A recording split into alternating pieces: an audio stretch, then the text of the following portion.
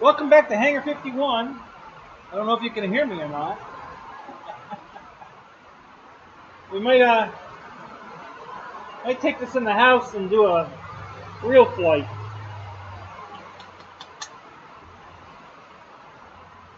Very noisy out here with the rain.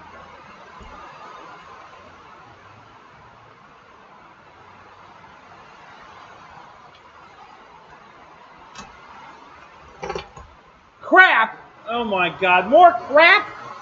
Oh my god, crap! Crap! Oh my god! Crap! Now, how well can you hear me, Shadow?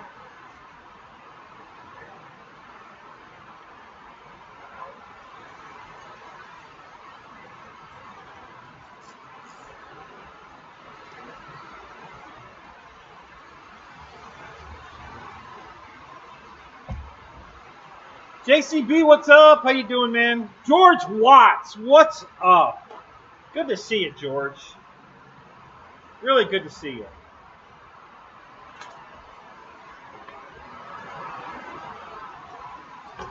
So I'm sure you can hear the rain.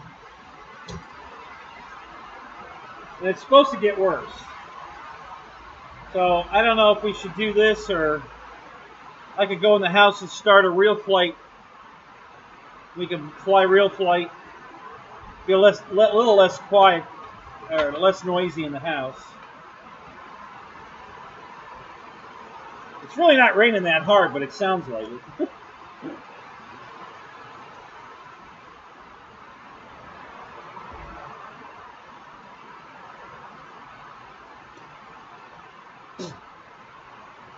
Uh-oh, 6 is crapping too. We got crap. Oh my god, crap.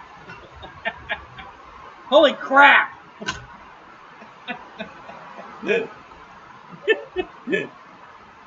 Oh my god, crap.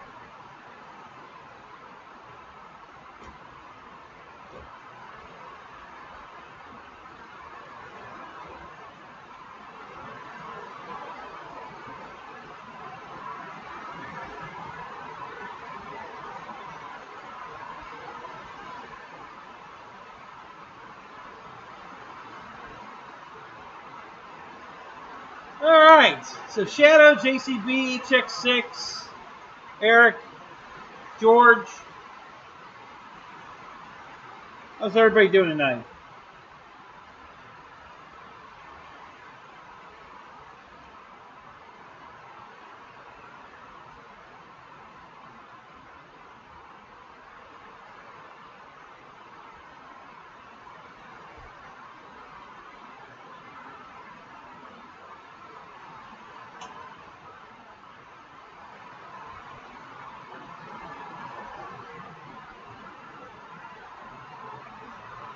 Yeah, the rain noise. I don't know how bad it is that you're in. I don't know if you guys can hardly hear me or what, but yeah, the rain, like I said, it's not really raining that hard, but it sure sounds like it is. And it's supposed to get worse. So at some point, it might just drown me out. So...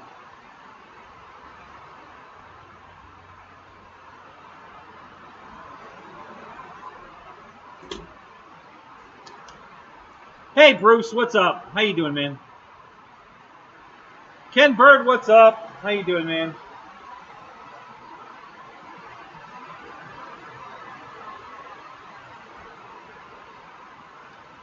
You're doing Christmas tomorrow, George? Wow.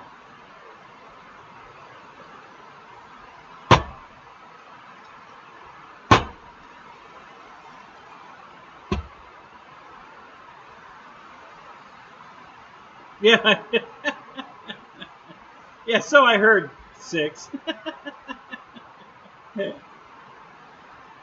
Well, I just didn't have anything to add to the show. You guys were all talking politics, and I don't know anything about that. Nothing. You know, who's who? Nothing. I couldn't answer one fucking question. I just don't do politics. So.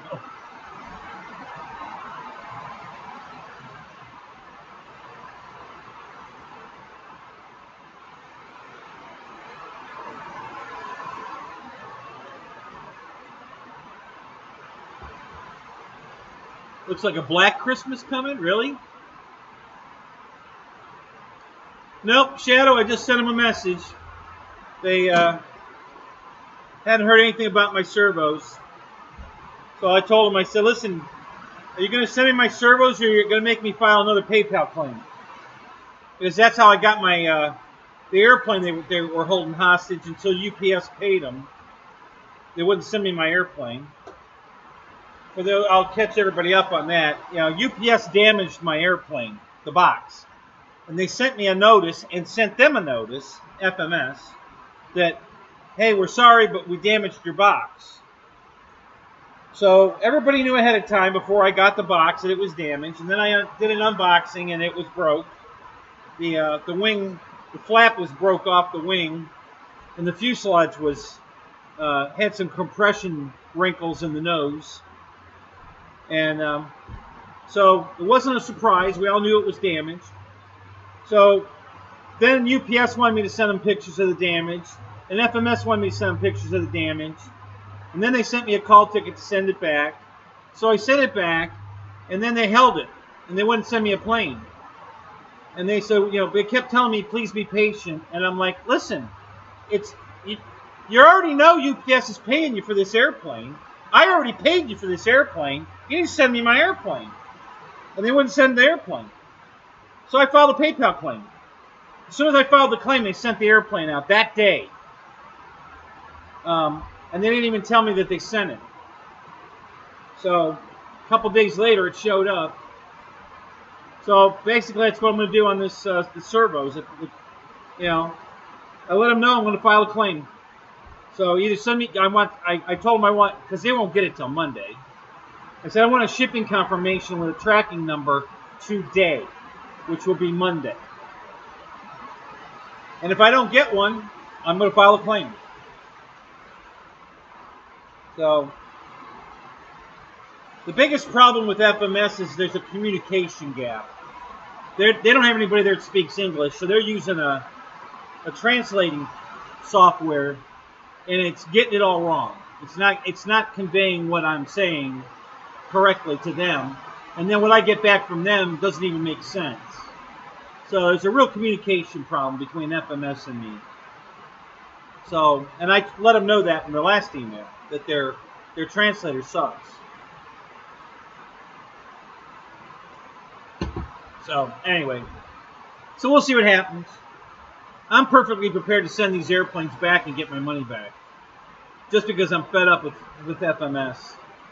They don't seem to, you know, they talk about how great customer service is, but it's not. It sucks.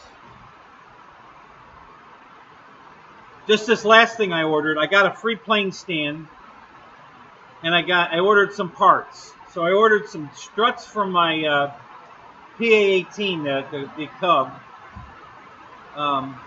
the wing struts. I ordered a horizontal stabilizer for my Bayhawk, and I ordered mirrors for my Massigan, the Jeep, because one of the mirrors got broke. And I ordered a truck, a little, looks like about a 48 Ford pickup truck, that 18th scale. That's going to be a gift to somebody. He's a Ford nut, so I got it for him. So I got a separate tracking number for the truck. It's coming Monday. And I got a separate tracking number from the struts for the Cub. They're coming from China. But the plane stand, the mirrors, and the horizontal stabilizer are all on the same tracking number. So when I got the box, it came Friday, I opened it, the only thing in it was the stand and the mirrors. So I still don't have the truck, but it's on a separate tracking number. I don't have the wing struts, they're on a separate tracking number. but I didn't have the horizontal stabilizer, which is on the same tracking number. Well, that showed up today with a whole new tracking number and everything, and I'm like, and they didn't tell me that they sent it that way, so I had no idea it was coming or not. So I got it though. So it came today. U.S. mail, not FedEx, not UPS. Came United States mail.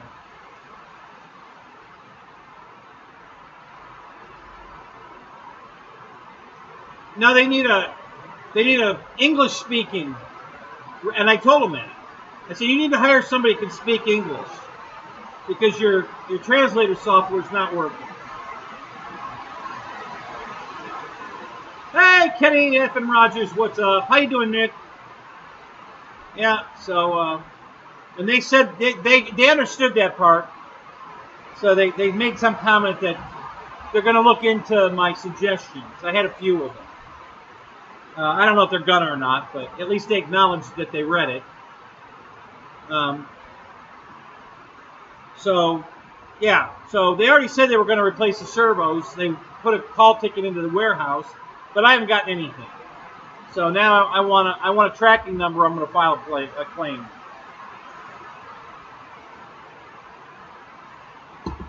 Right now I can't fly the planes at all because I ripped the servo out of out of where the air door is. Here's the door, right here. I didn't break it. I got it out without breaking it. Man, I don't know how I did it, but I got it off without breaking it.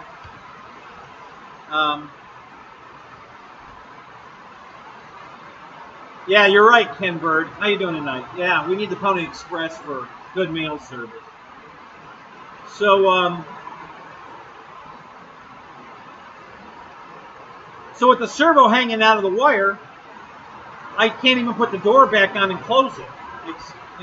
So I'd actually have to cut the wire to the servo and then tape the door closed. Put the door back in its hinges and then tape it closed, just so I could fly the plane.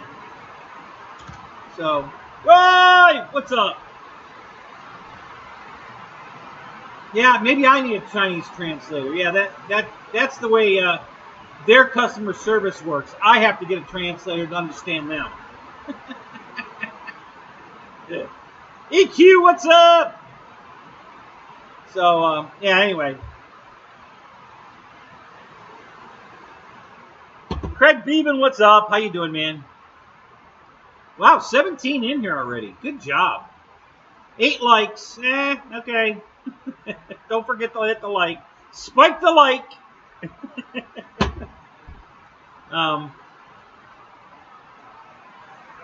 Hey, Spencer, what's up? So anyway, yeah, that's where we are on that.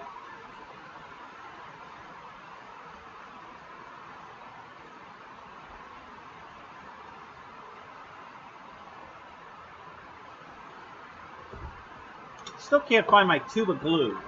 I'm betting it's right here.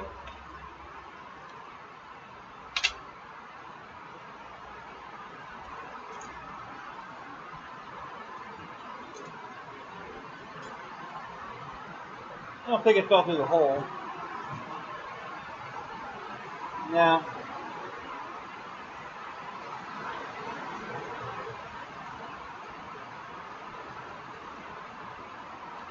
What post was that, Spence? You're right, I didn't see it. Where did you post it? If you post it on Facebook, I won't see it. I don't go to Facebook.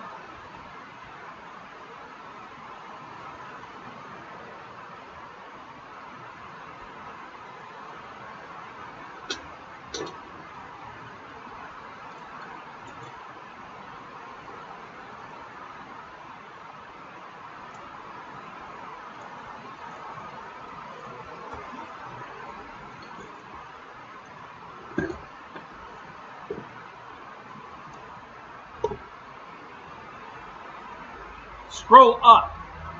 Okay.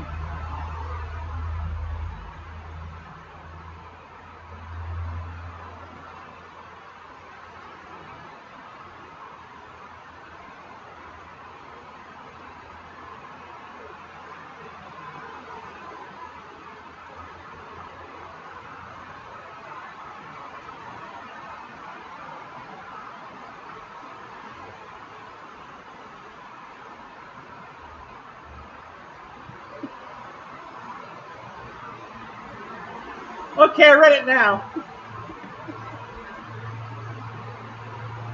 Wasn't that message meant for right, son? Yeah,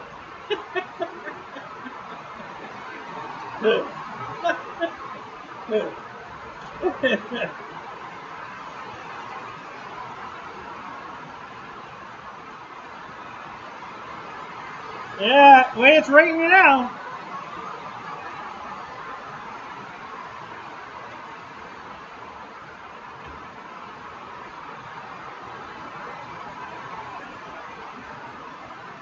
Holy batshit, Robin. Yep, it's raining now.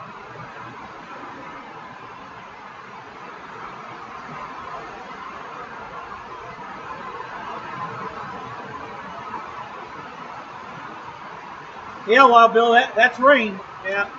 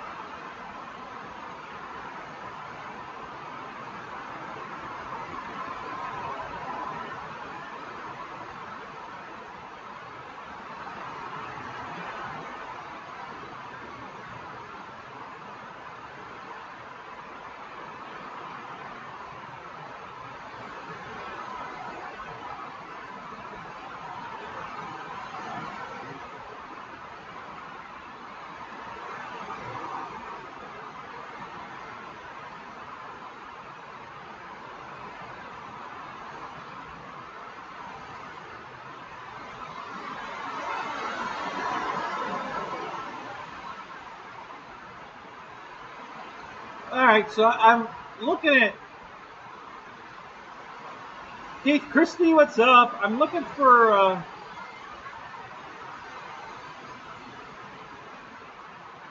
I guess question that I don't see on here.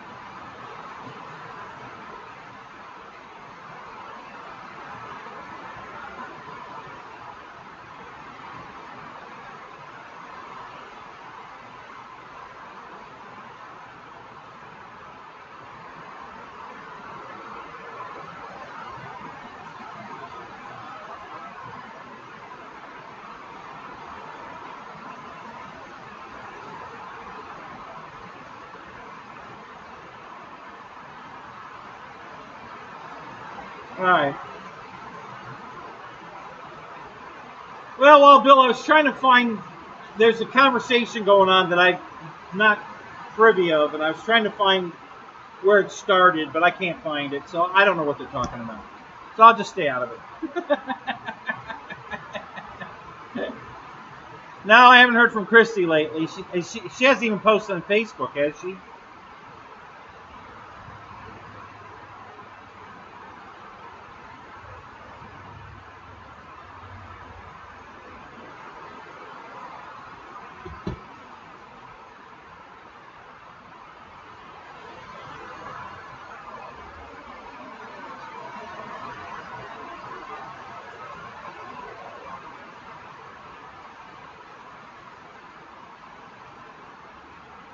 Yeah, well, I am underwater and near the ocean. Yeah, it's raining pretty good here, and it's supposed to rain all night, and it's supposed to get worse as the night goes on. It's windier and rainier, so it might get even louder. So I could go in the house and start a real flight session if you guys want to fly. We could do that. Because I know it's got to be pretty annoying to listen to this rain. No, not at my house, Wild Bill. I'm 127 feet above sea level. My area here is what you evacuate to, not from. So yeah, people would be coming here to get out of the floods. So yeah, I'm not going to have a flood problem.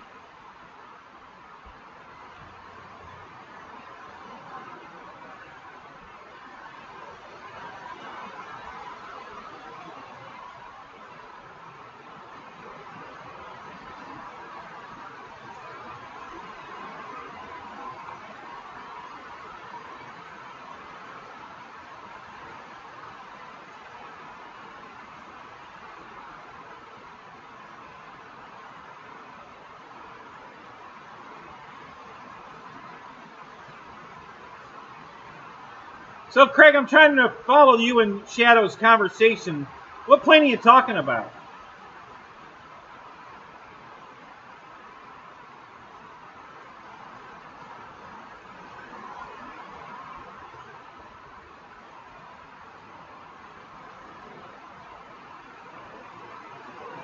No, Eric, it's been raining all day, and I just didn't get around to doing anything today. It's been raining all day, but it's just progressively got worse from morning all the way to now, where it's getting pretty bad now.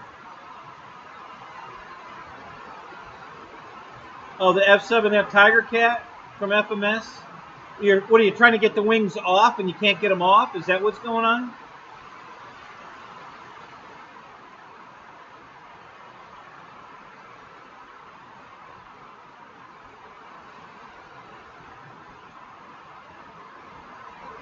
Yeah, well, you're way up north. Yeah, Florida's basically flat, and everybody thinks it's sea level. The Everglades is, but not where I am.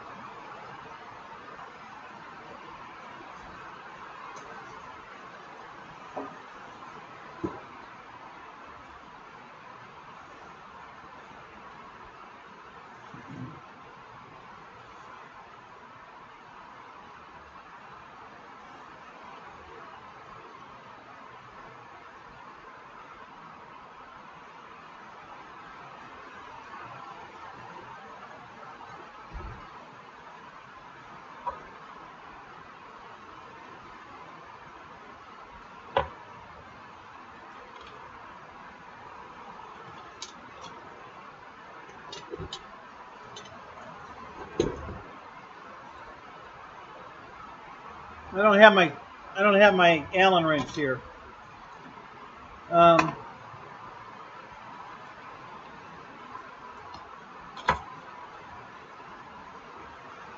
So the plastic plug is a big issue. If you didn't put any Vaseline on this plug, it's a bitch to get apart. But luckily it's mounted in plastic, Craig. So if you get a screwdriver in between the plastic right here where the plug is. Here, let me change cameras.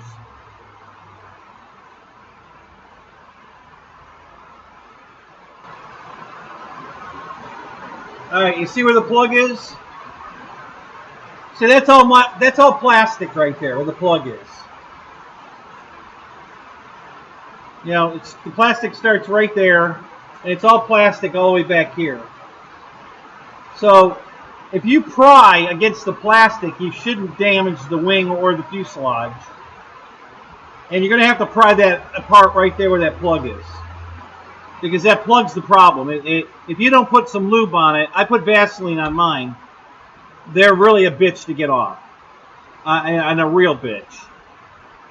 So just gently start working your way up and down the plastic here, and you know, pry it gently, and just keep doing it until you get some wiggle room, and then just try to wiggle the wing back and forth, and it'll come apart, but it's a bitch.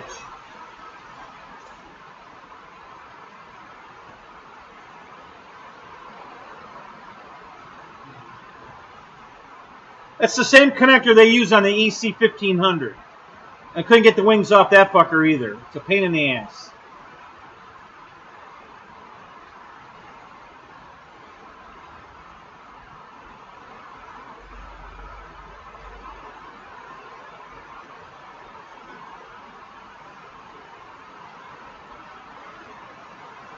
No, I never had an issue with losing connection. No, I never had any of that problem. Just, and I never took the wing back off the F7F because I have it in the trailer. But I used to take the wings off the EST 1500, and it's that same black plastic connector, and it's a bitch to get those off. They stick really good. Once I put some Vaseline on them, that made it a lot easier. They come off pretty easy now. But yeah, that was a bitch for quite a while.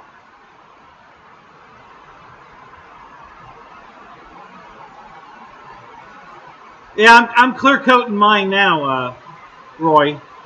I already got one coat on, but it was more of a satin finish, and I want it shiny, so I went and got some clear. I got some clear gloss clear. So now I got to shoot a second coat on it. I think I'm just going to do the top surfaces with the gloss, and I'll leave the bottom the satin.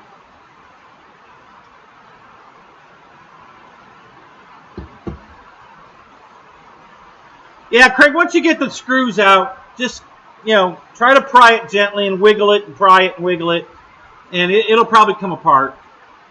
It'll take a while, but once you get it apart, just put Vaseline all over it. It doesn't matter if you get it in the connectors, that won't hurt anything. And then plug it on and off a couple times, you know, to get the Vaseline worked into it. It should be a lot easier.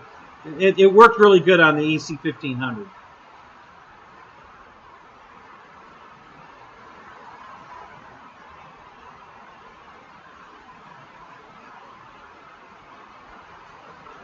Yeah, I've never had that problem. Never had a connection problem like that. Yeah, same thing. I never had the wings off mine either since, you know, I put it together the first time. So, yeah, I hadn't heard of that problem.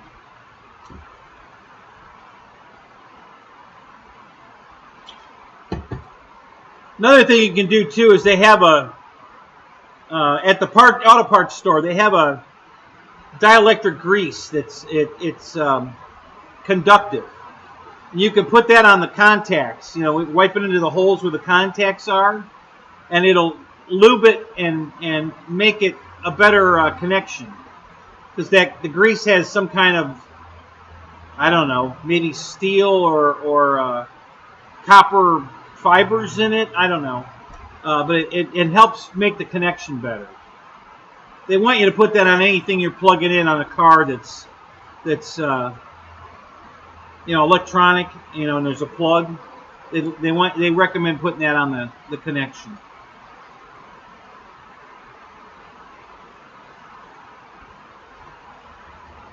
Yeah, Craig, it's got to be the plug. What else could it be? You're right. I mean, unless there's a wire that's just a little too taut, but I kind of doubt it. It's more likely the plug.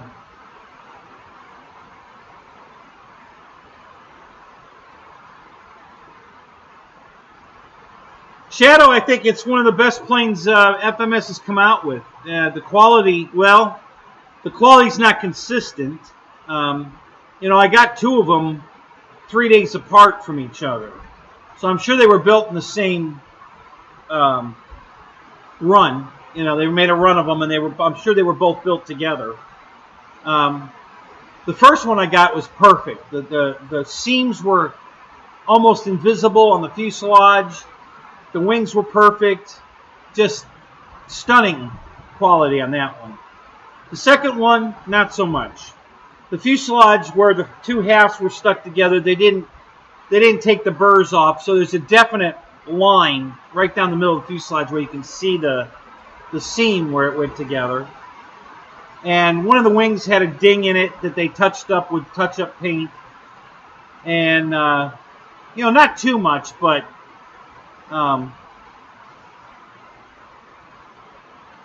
the first one was beautiful. I mean, just everything about it was beautiful. Even the detail on this door.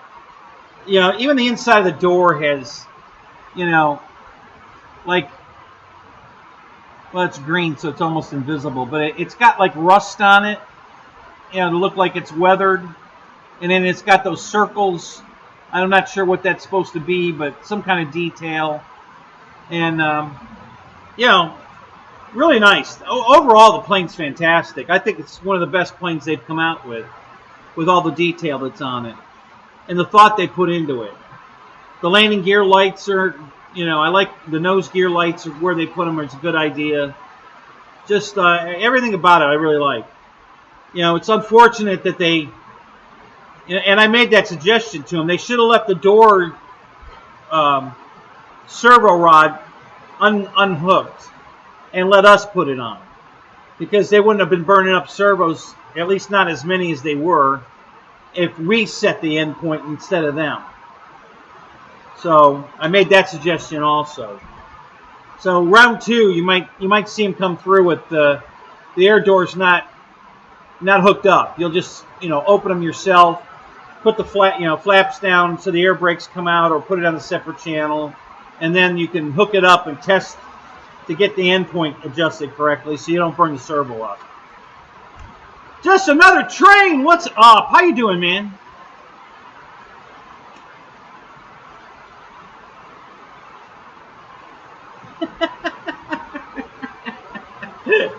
Yeah, I'm not even using a flow beat. This was a 5-minute trim just before I came on the show. All I did was trim my bangs and over my ears. I didn't do the whole thing. I just trimmed it, you know, just a quick neat up. That's all. But the flow beat's a great idea, guys. That thing works great. I don't have one, but the theory of how it works is perfect. I mean, it's a great idea.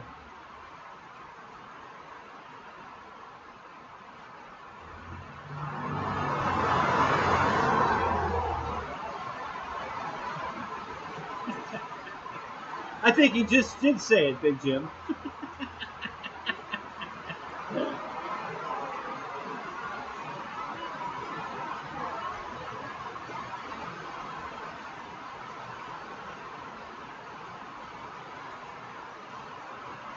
It flies great, the F-86. No problems there. It flies really good.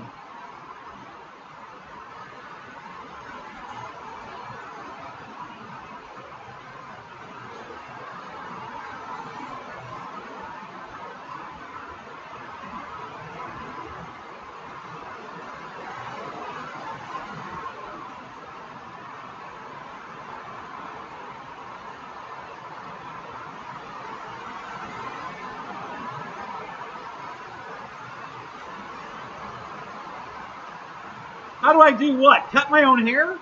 It's hair. You know, if you fuck it up, it'll grow back. Who cares? You know, it's hair. Yeah, come on over. I'll cut your hair. I've been cutting my hair since I was 12. You know, I just looked at it like, you know, how hard can it be? It's hair. So I've been cutting my own hair since I was 12. You know?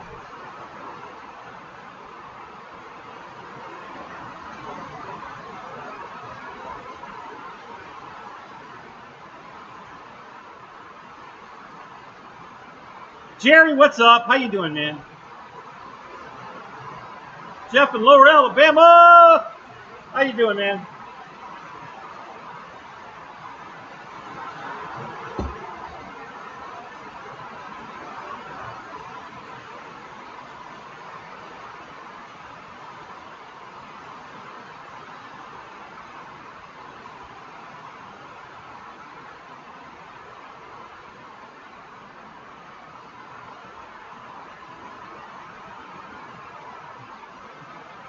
See, Bruce cuts his on here too. There you go.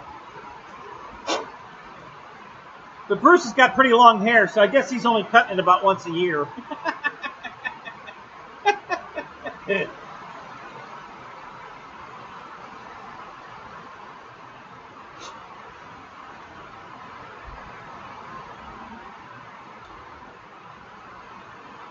know, especially for the price they want today for a haircut.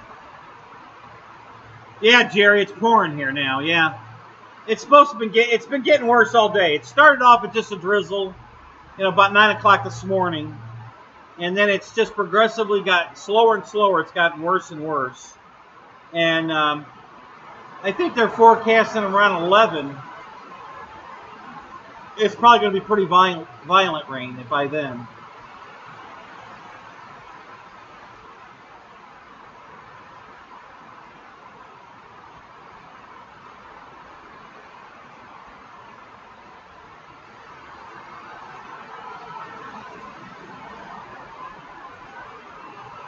Yeah, Craig, I think the F7, I think the Tiger Cat's probably was their best model up until the F86, and I wouldn't necessarily say the F86 is better.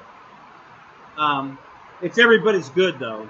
I mean, the Tiger Cat's one of the best.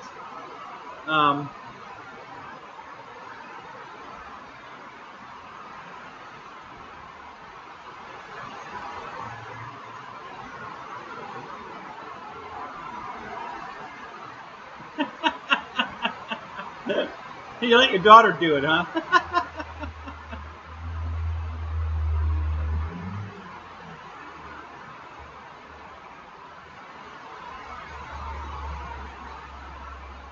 Yeah, Nate, he bought one and painted it silver. He wanted a silver one. So I think he's got one of each. I have two, but both of mine are blue. The one I'm repairing is the perfect candidate to paint silver, though. Since I'm going to have to repaint it anyway, maybe I'll do that. I really hadn't thought of doing that, but it's not a bad idea. Maybe I will paint it silver.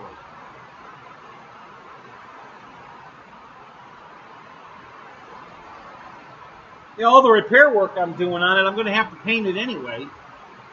So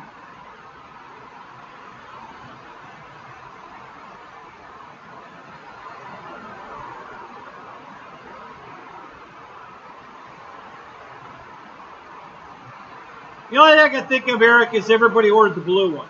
If the sales weren't good on the silver one, then there was no reason to keep making it. That's the only thing I can come up with. You know, because other than that, why wouldn't they?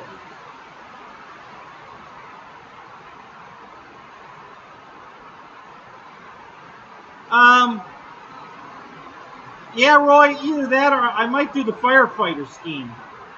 You know, I could do the air firefighter scheme on it. I could do that one too. I don't know what I'm going to do yet. I just want to get it fixed and flying. I'm going to fly it first with all the repairs done, but no finished paint. You know, so it'll have repair marks all over it. And I'll just fly it like that and see how it does. And if it flies good and everything's good, then I'll think about how I'm going to paint it to finish it off. We'll see.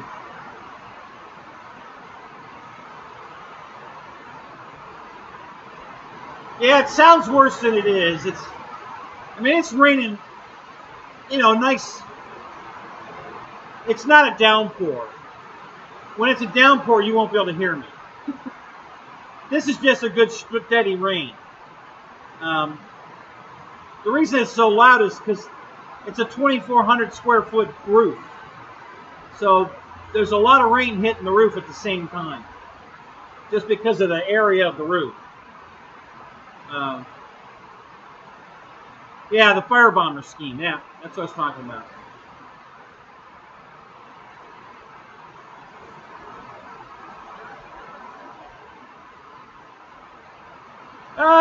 Let me look it up. Hang on a minute. I could probably put it up on the screen. Hang on a second here.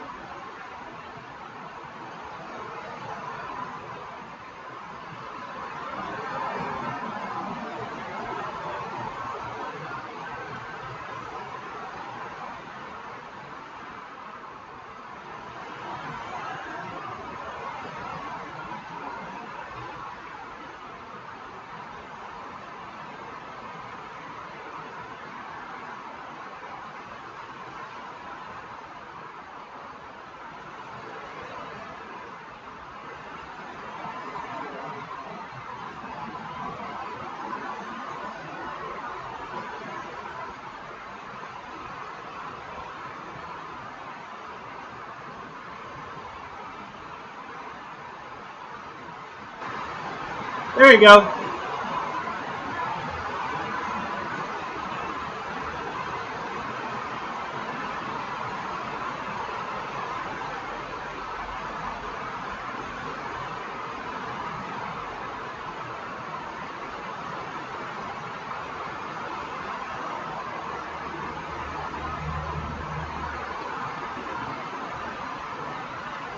Hey Ben, what's up? How you doing, man?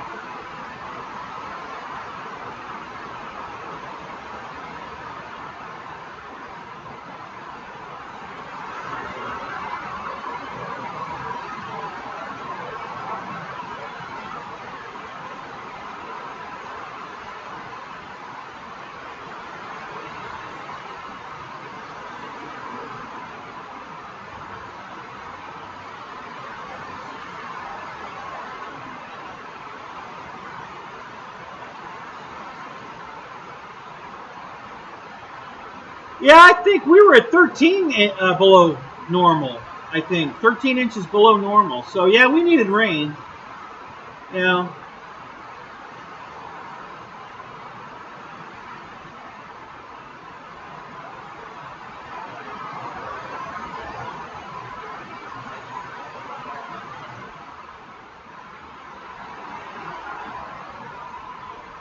Well, yeah, the tank on the bottom, you'd either have to.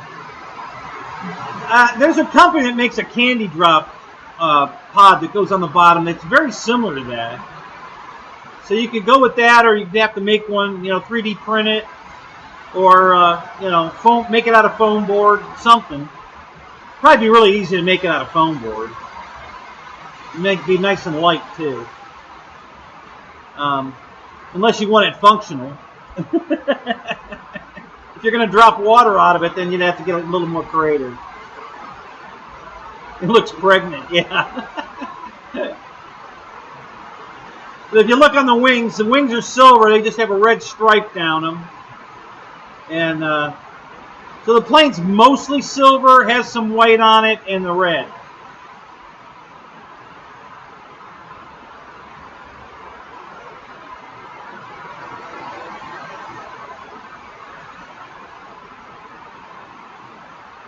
Yeah, I wasn't going to go that far. I might paint it to look like that, but I wasn't going to put the pot on it.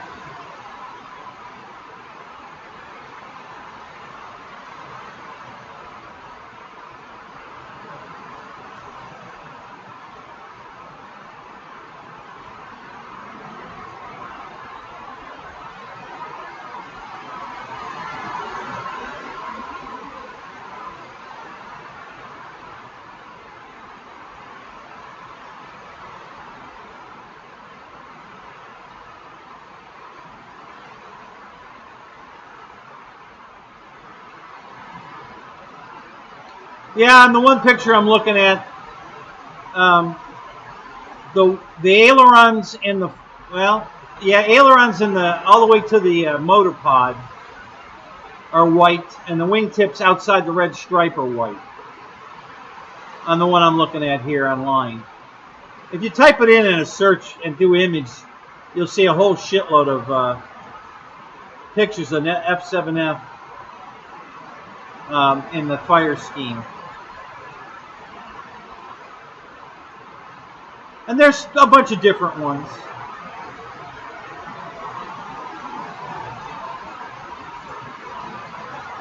There is a yellow one.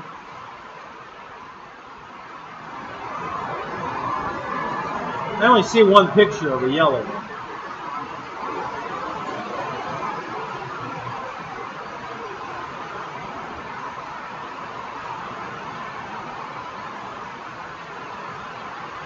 Oh, there's another one.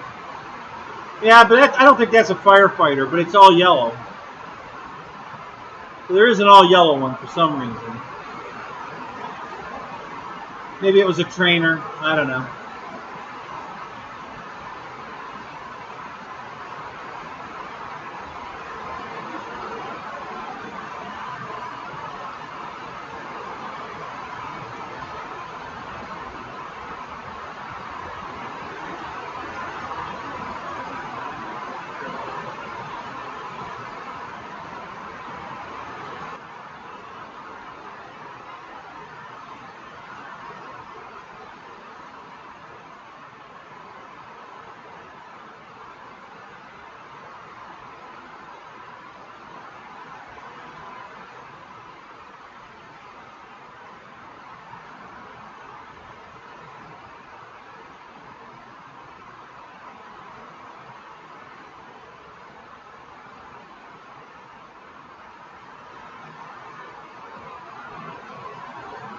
No, Wild Bill, where did that fly at? The replica Falkner.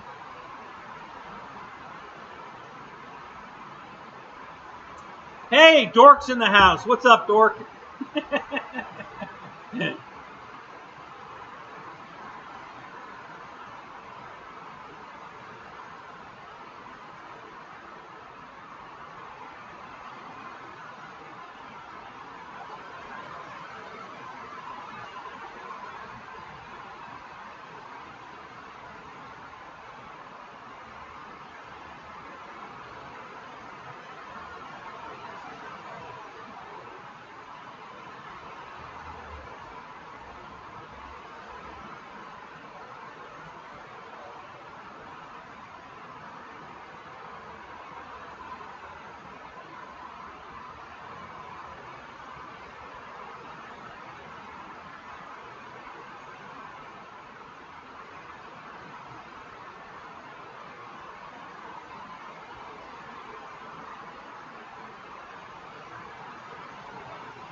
Yes, Ben, it's rain.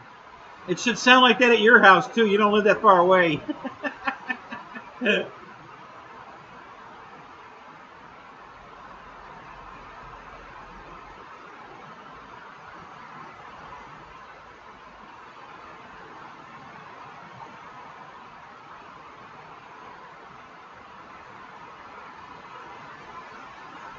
Oh, is that right, Mike? So you're right there by that plane? Oh, that's cool.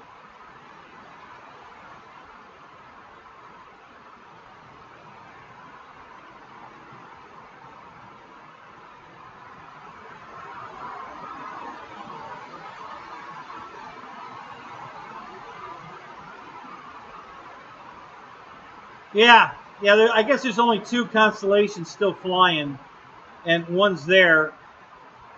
And I guess we have one here now that flies.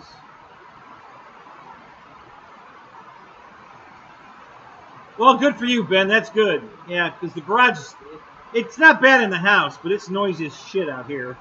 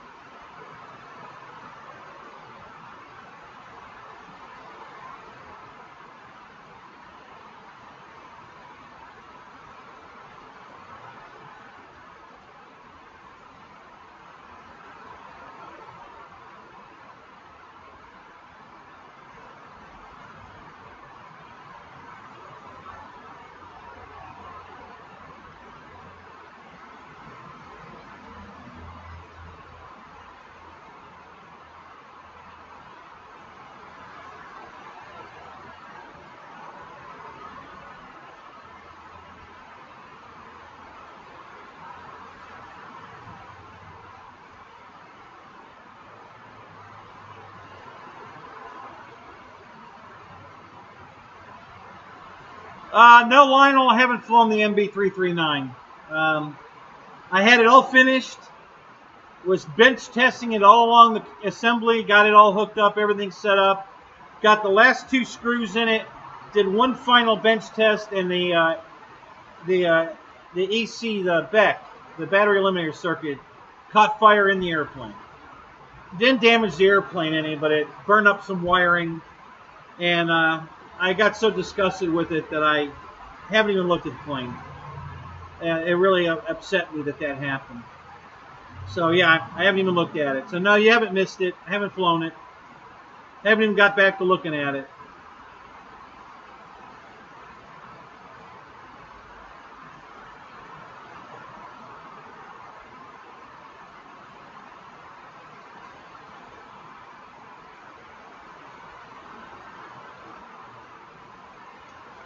Craig, where's what at?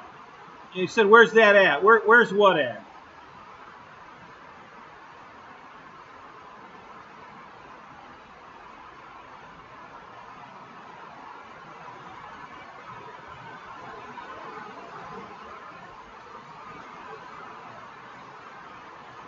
No. No, that plane's not at Kermit's, no.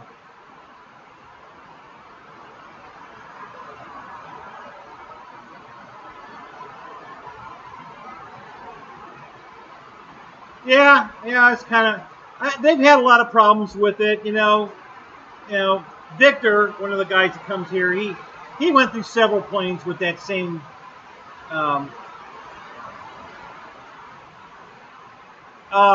Kermit has a Connie over at his place, but it's not flyable, and he's already said he's never going to make it flyable.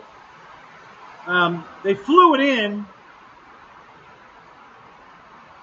when they brought it there, but it was never his airplane then. Some other guy made a deal with Kermit that if he kept it there, Kermit could show it as part of the museum for keeping it there for him. Well, the guy went bankrupt, so he made a deal with Kermit he could just keep the plane. And then somebody contacted him wanting the engines because the engines were good on it. And Kermit had already decided he wasn't going to fix it and fly it. So he let them swap the motors. So they came and brought 4 non-running motors to hang on the airplane for display purposes. And they took the 4 good motors and put them on a plane they were going to fly. Maybe the one that's going to be flyable now. And so Kermit's plane's not ever going to be flyable. The one that's flyable is, I think it's out of California. At the, what's that? Wings of Fame, I think.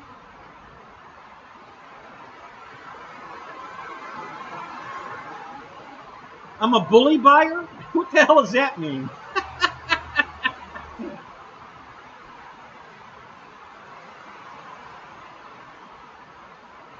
Yeah, the Connie that's at Kermit's place is outside. It's not even hangered. It sits out in the weather.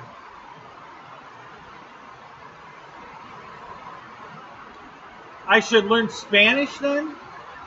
What would Spanish get me? Why do I need to learn Spanish?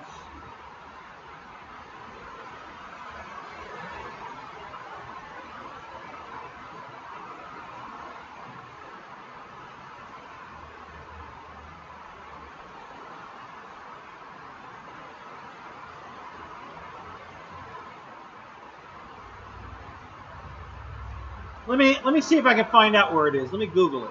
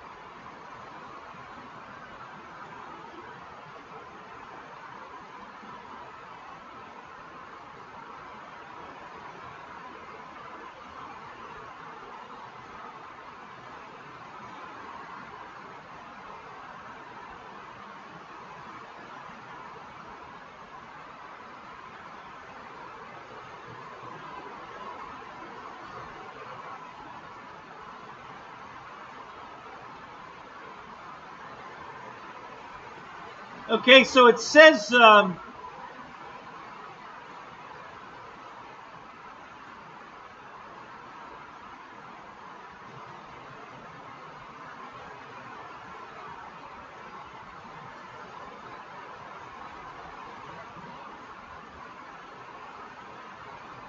think his name's Rod Lewis or Rob Lewis of Air Legends of Texas. Bought the plane and is restoring it to flying condition. So the Flying Connie is owned by the same guy that has the two F-7Fs that are at all the air shows. Those are Lewis's planes. The two Tiger Cats that fly all together.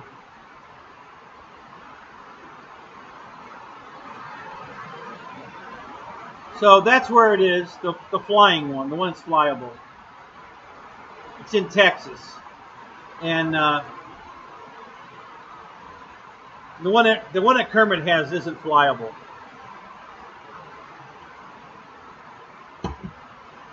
Big Jim, where have you been? You know, go back and sell your house. FMS is in China, dude. I need to learn to speak Chinese, not French, and not Spanish.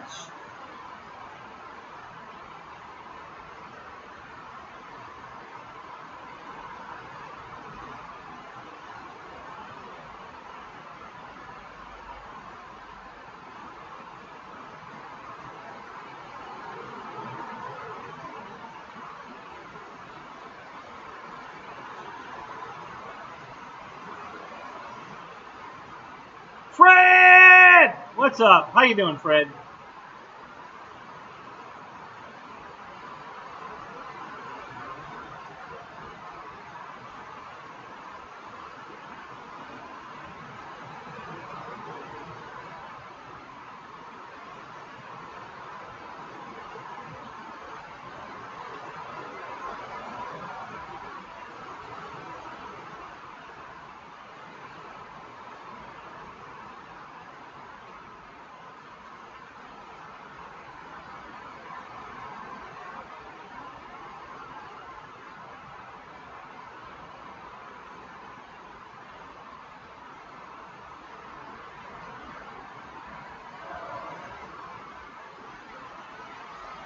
Yeah, Craig, you're right.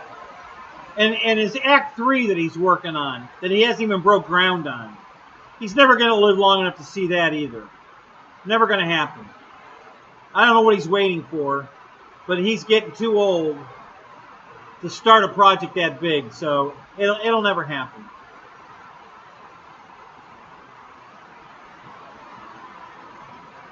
He doesn't talk about having any kids to leave it to. I don't know if he does or not, but he doesn't talk about it. So I don't know what he's doing.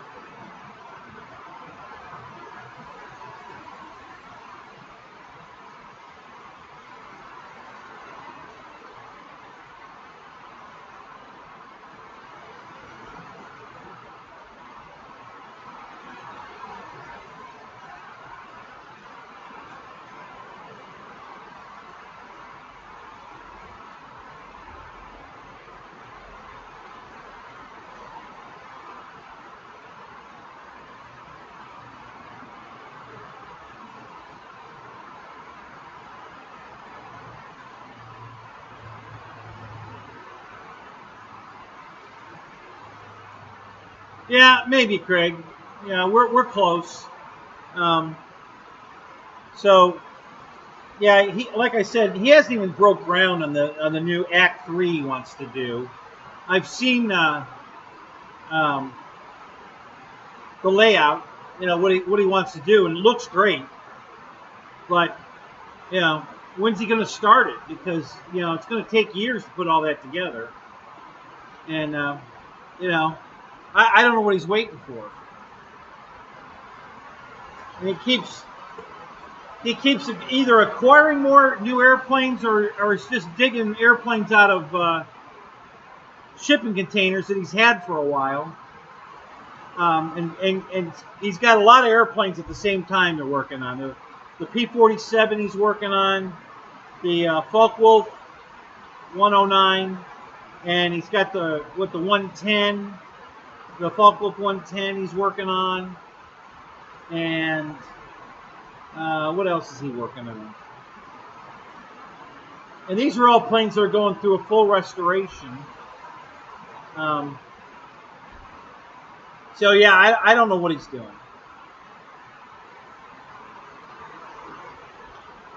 Then he bought those helicopters and he's restoring those.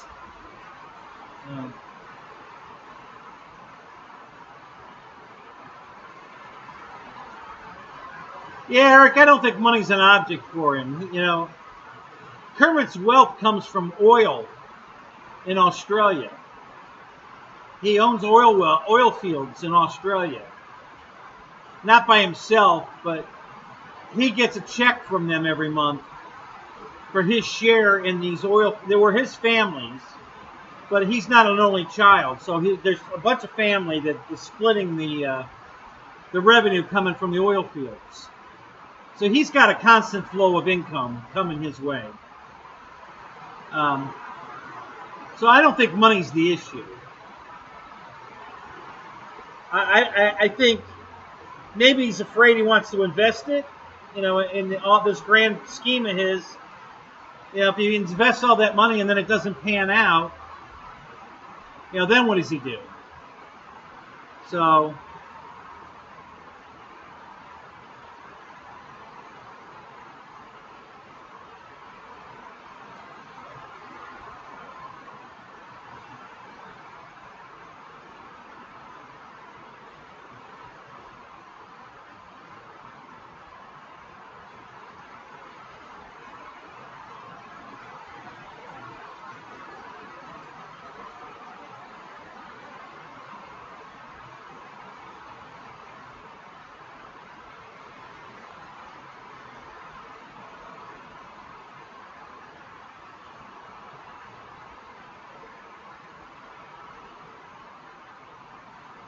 the phone is not helping? What are you trying to do, Eric?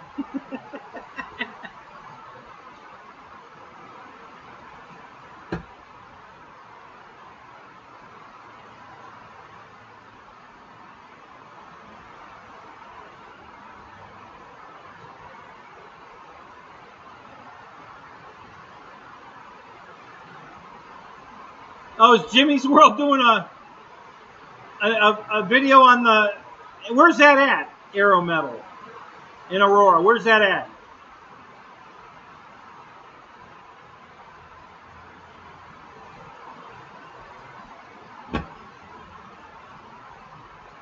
You know, Mike, Jimmy's World, Jimmy, he lives right down the road from me. It's about 15 minutes away from him.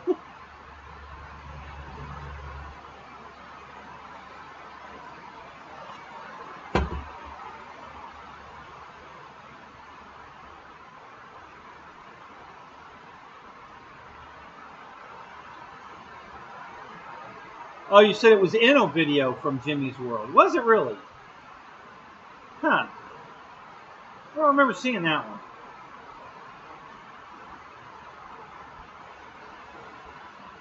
Is that museum he was at where he's buying airplanes? Is that the one? I guess he bought a few planes from there.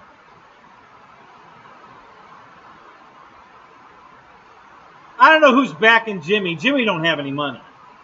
You know, somebody else is backing him.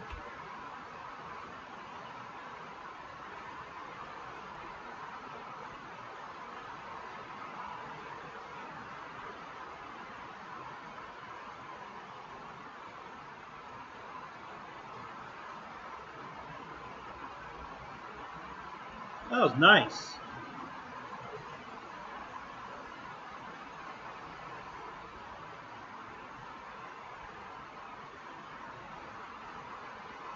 Oh, it's in Oregon. Oh, no kidding.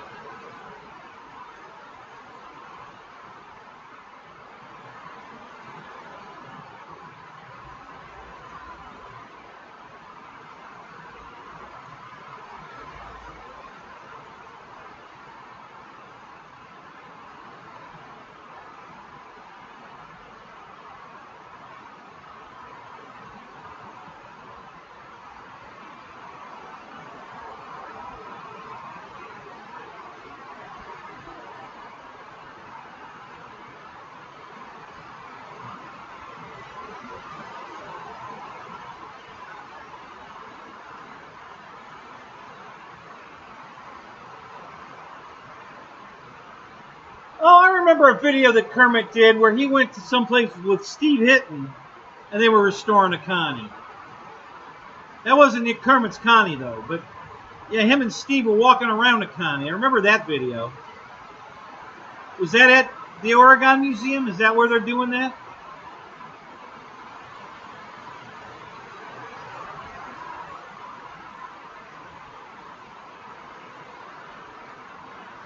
Joe Habib, what's up? How you doing, man?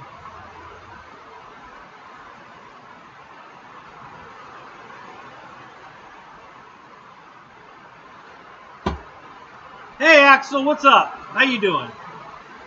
Wow, 33 in here. That's awesome. Thanks, guys. Lyndon Stewart, what's up? How you doing tonight? Yep, episode 330.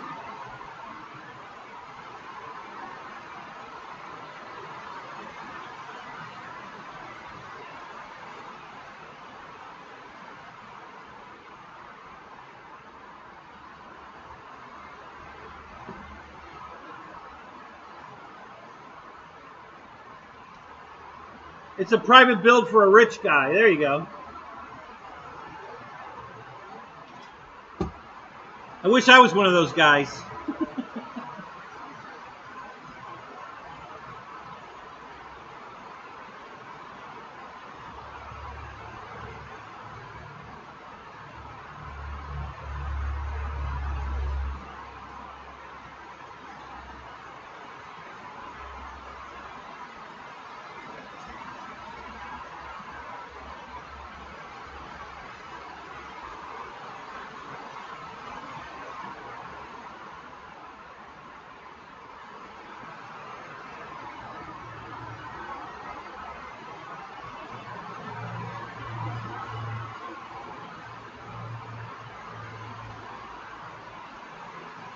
Oh, no kidding.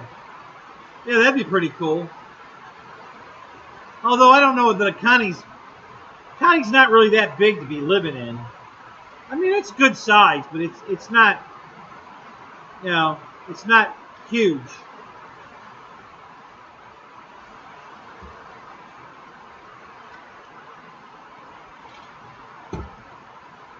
It would be cool, though. Wow, 36. That's awesome, guys. 36 in the room, 23 likes. Spike the like. I gotta get me one of those cups. Spike the like, guys.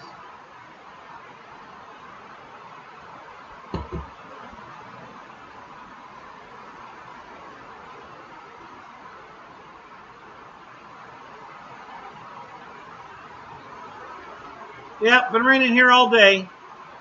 It's been progressively getting worse. And of course, right when I start my show, it's got really worse. So,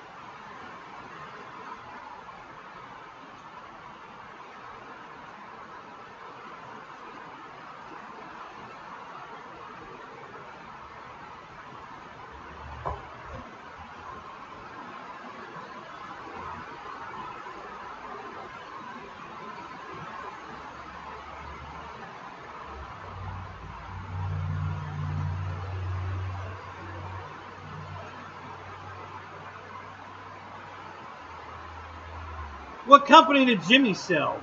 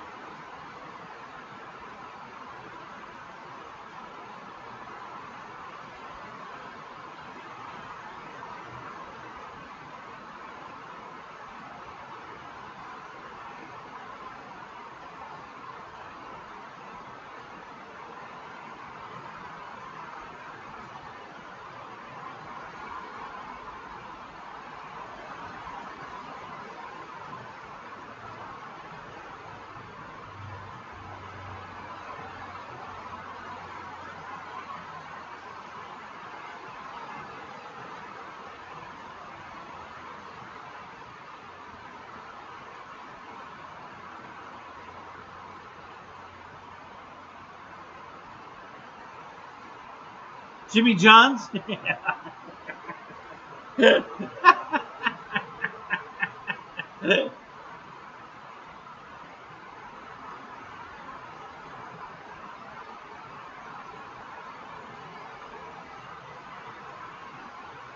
Well, Roy, they have 3-blade ones on eBay, stainless steel, or they might be spun aluminum. I bought one there, a 3-blader. FMS makes a 4-blade prop. I guess you could use it as just a spinner if you didn't want to bolt the blades to it and you have a bigger prop. But they make 2 pretty good size 4-blade spinners.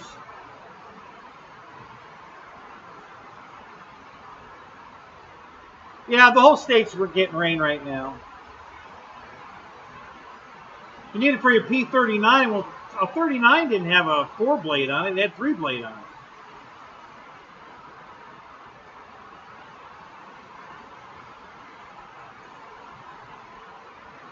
Doesn't FMS have the spinner for it?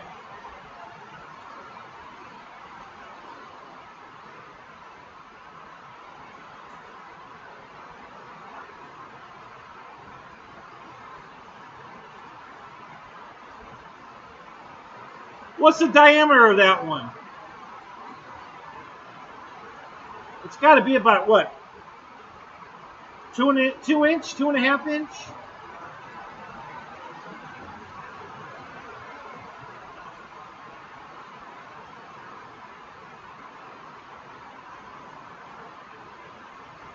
Oh, does the yellow one have a 4-blade on it? Really? No kidding. I didn't see that. No kidding. I did not know that.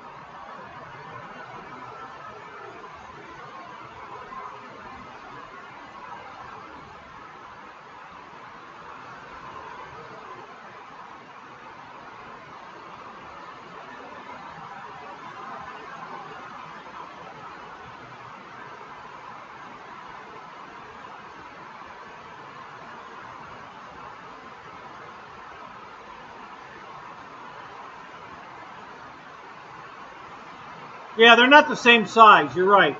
So FMS shows the 4-blade spinner for the yellow one. They have it for $5.99 in stock.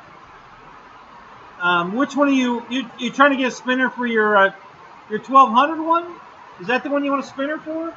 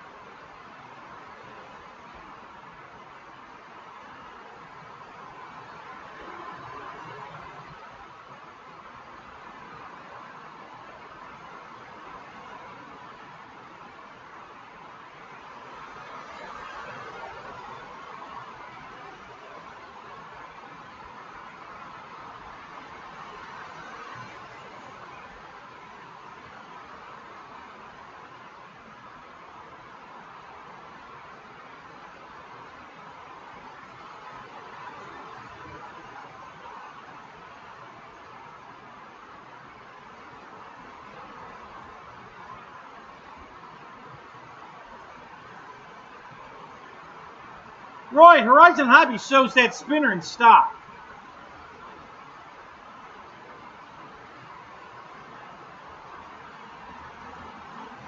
And it's on sale right now.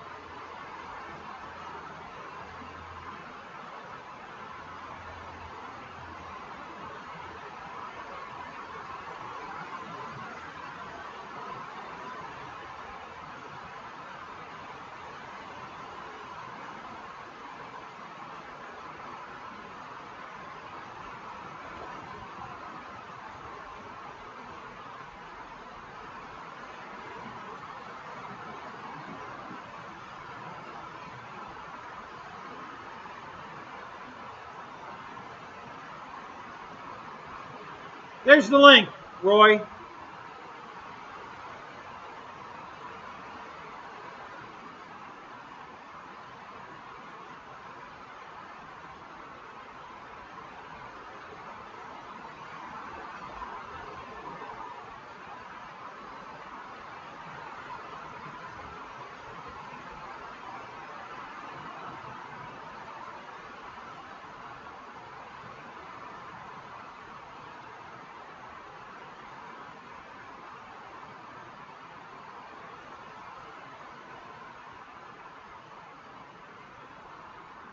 Lyndon, as far as I know, yes. You would find it the same way.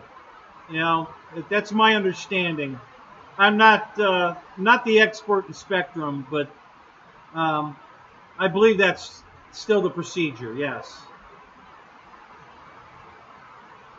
Any new Banggood releases? I don't know. I would be looking at Harbor Freight before I'd be looking at Banggood. Maybe the Prancer's back in stock.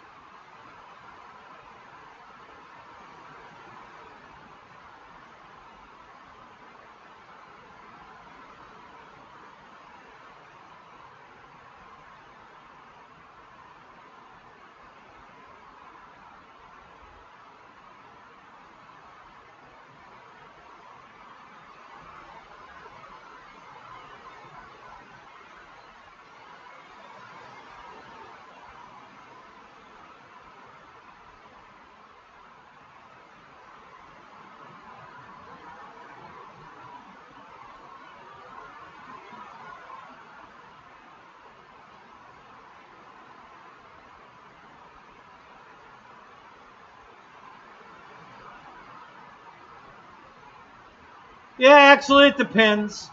Sometimes Banggood's quick. I've gotten some stuff from them and it came quick, but it's just not consistent enough. And their customer service is the worst.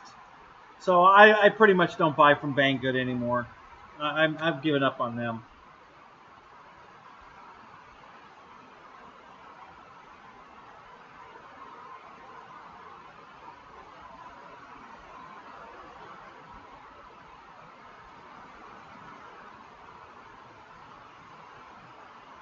Oh, is that right? Banggood's got an F-22 in stock? No shit.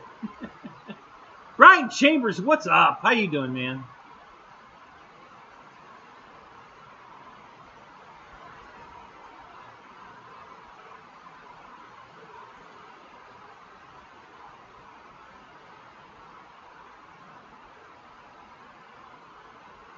Here by April? What, the turd? The F-22 turd? Yeah, I haven't even gone to Banggood in Christ, probably a year to even look. I'm just not interested.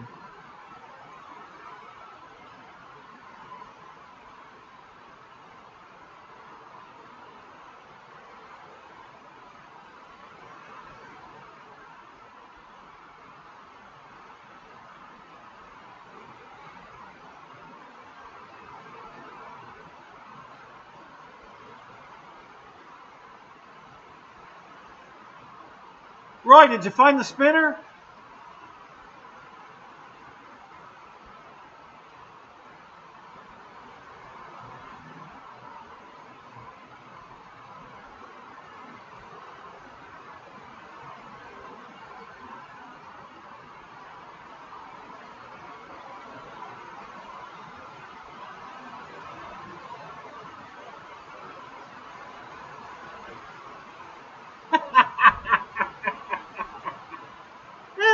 You got a plane stand with Legend socks on it. That's great, EQ. Hey guys, I really like the FMS plane stand. I got one and it's pretty nice. It's way better than I thought it would be. It's a very nice stand. I'm going to order another one. Since I can get them for free, I'm going to order another one. I got so many points at FMS, I'll never use them unless I buy plane stands because they use up a lot of points.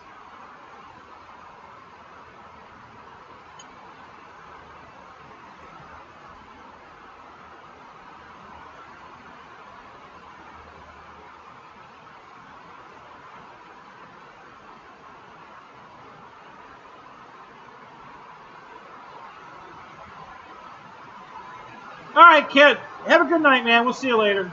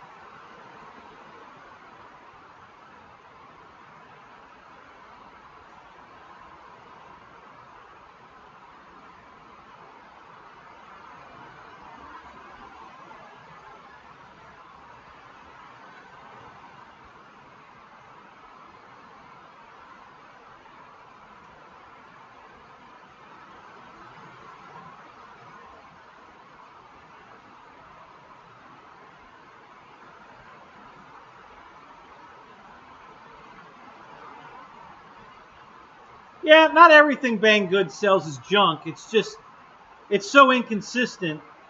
The quality of the product and the consistency, whether it's going to work or not, and whether you're going to get it in a week or in a year. I just gave up. I don't even want to bother anymore. It's too big an argument with them. And they fight too hard. You know, they won't make it right. They'll fight you with PayPal to the bitter end. You know, their attitude's just all wrong. They don't want customer service. They're not interested in customer service. So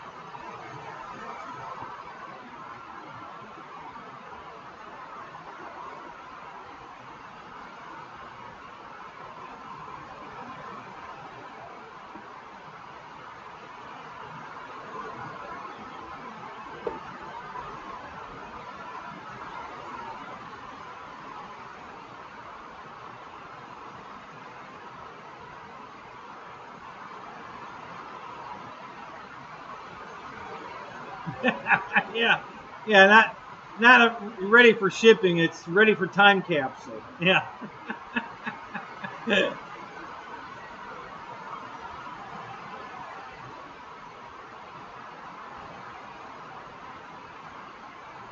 All right, guys, I gotta go to the bathroom. I'll be back. It's gonna take a minute. Gonna be dodging raindrops, so just hang tight.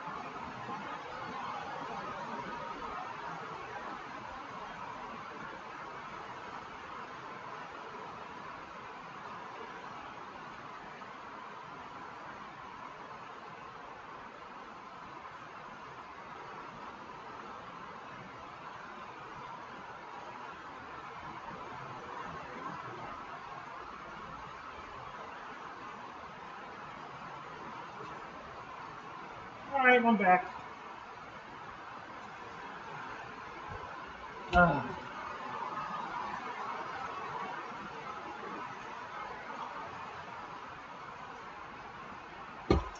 Yeah.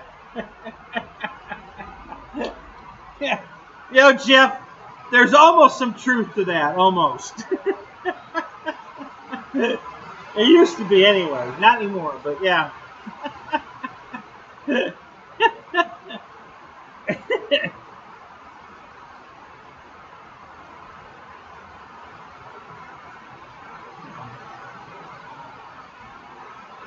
There ain't nothing you can say in this show that violates terms of service. Knock yourself out.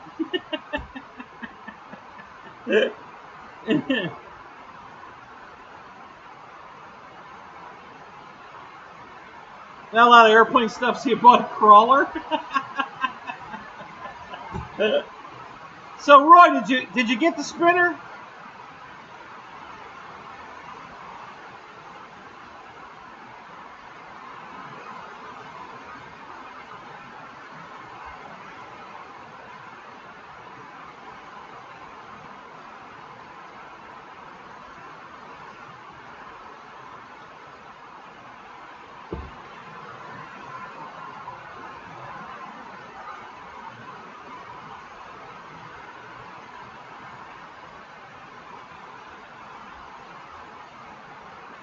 The 67 Chevy pickup? There you go.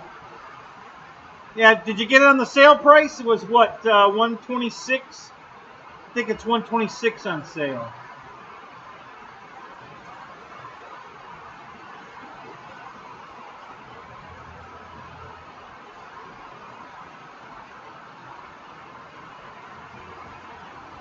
Good deal, Roy. Good deal. Good for you.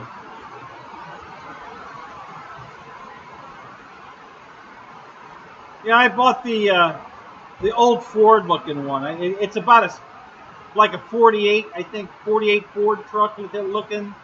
A buddy of mine's a Ford nut. I think he's gonna like it. I bought it for him for Christmas. I think he'll like it. It's a good looking truck. I like it. I'm not a Ford guy, but I like that truck. It looks good.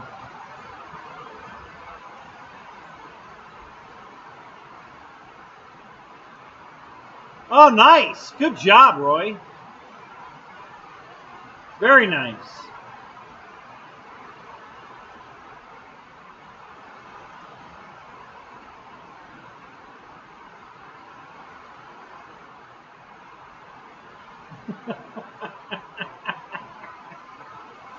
I don't know, Jim. Why? Because they're bi?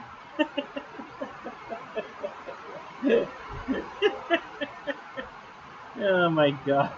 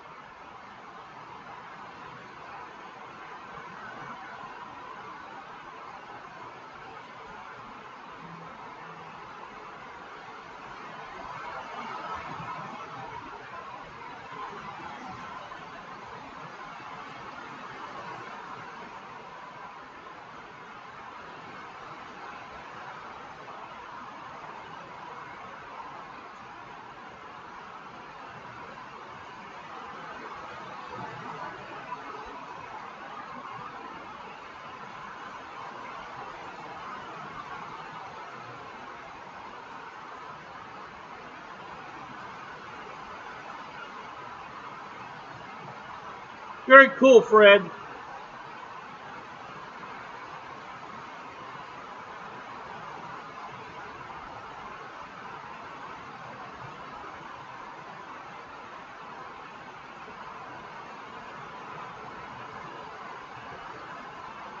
Is the yellow one the Atlas, Fred? Is that what that is?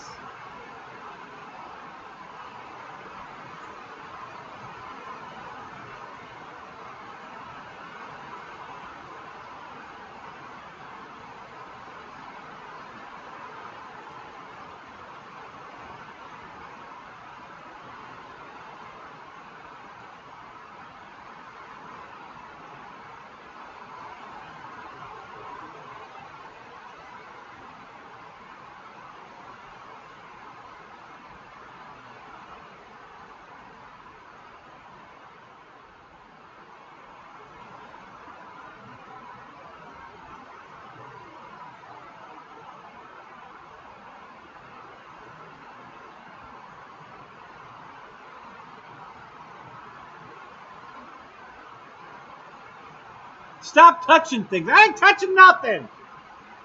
I'm good. I'm not touching nothing.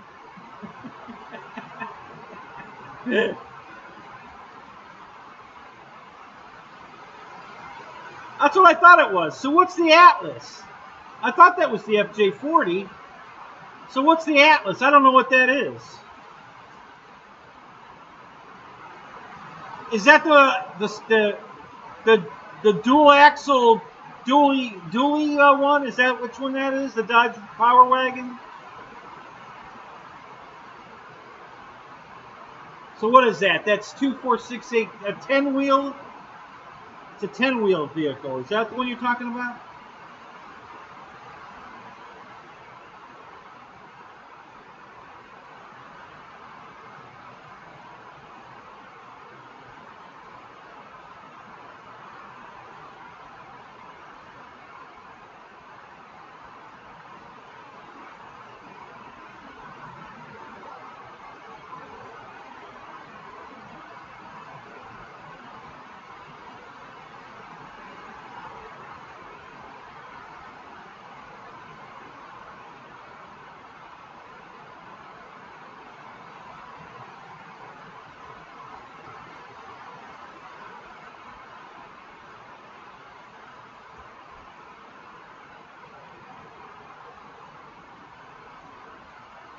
Oh, that one.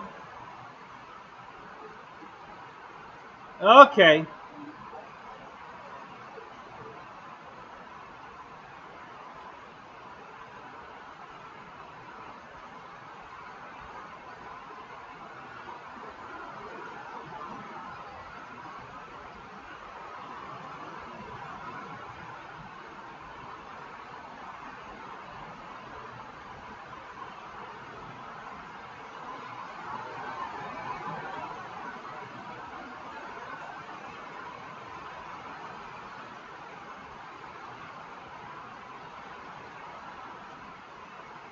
Which color did you get, Fred?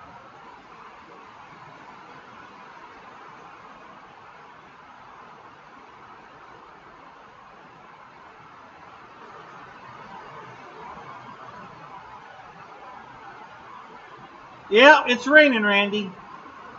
Yep.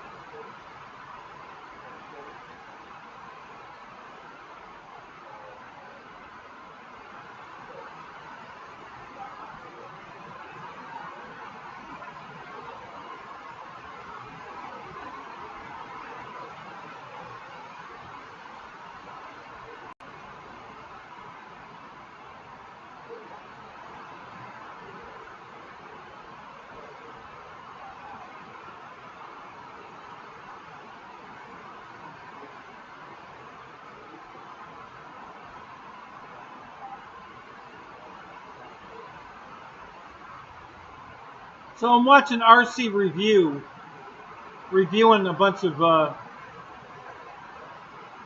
crawlers, and I really like the looks of the Toyota in person. Wow, that really looks good. I might have to get that one.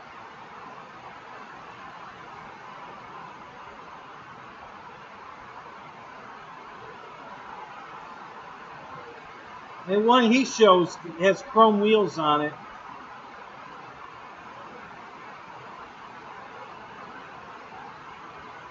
I assume it comes that way, but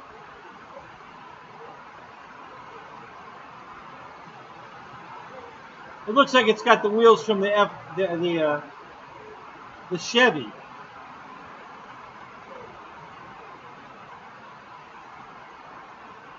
It looks good though. I like that.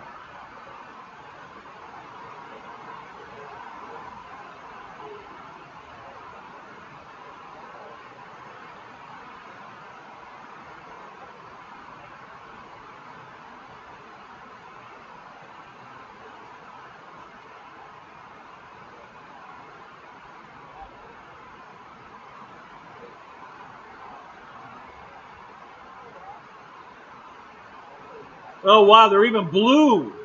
Look at that. V-locks that are blue to match the truck.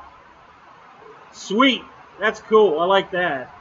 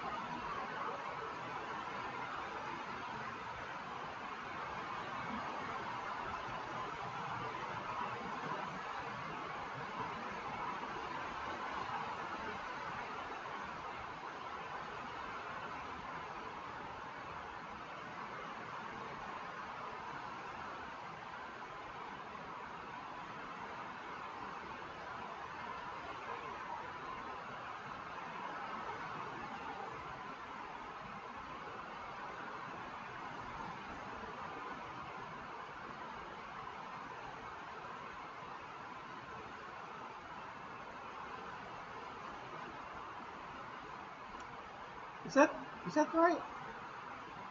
Oh, the FJ Cruiser. Okay. Let me look that up.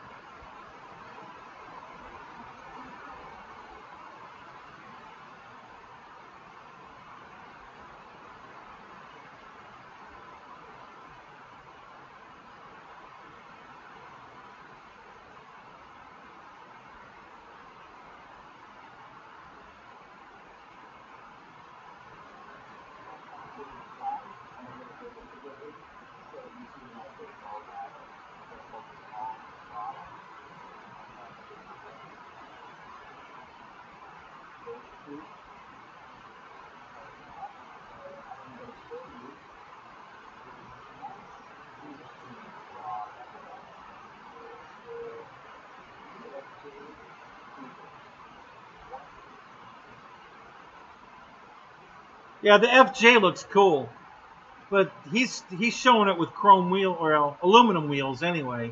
It doesn't come with those. Damn it! I really like the looks of that. He's got it on the bench with the aluminum wheels on it. Looks good.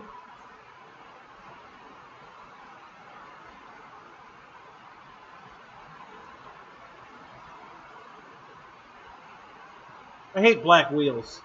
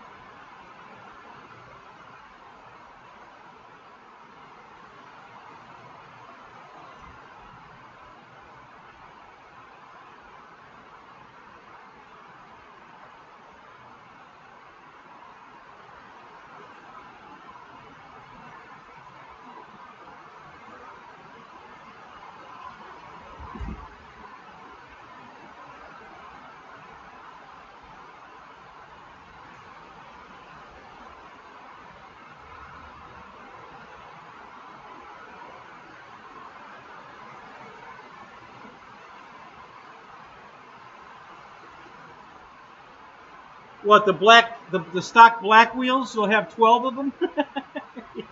Yeah, no, I don't want another set of black wheels. Thanks. Kenny, I don't know. What charge? What are you seeing?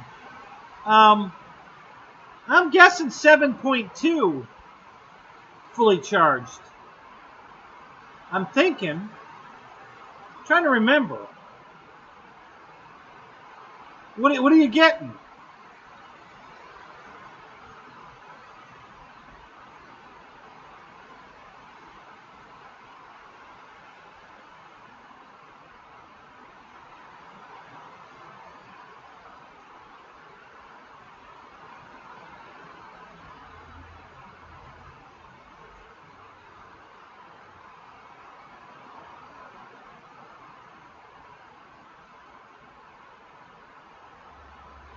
You want an 80 millimeter F-22? What about the Freewing 90 millimeter? You don't like that one?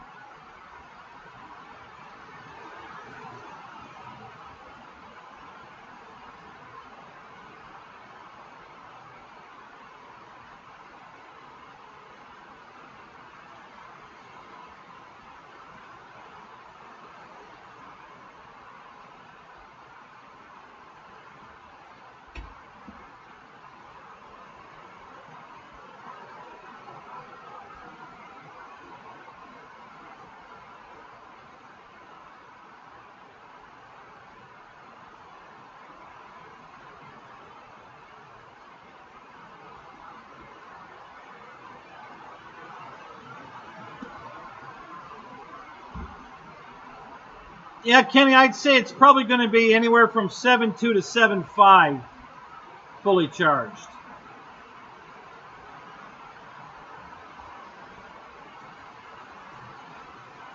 Somewhere in that range.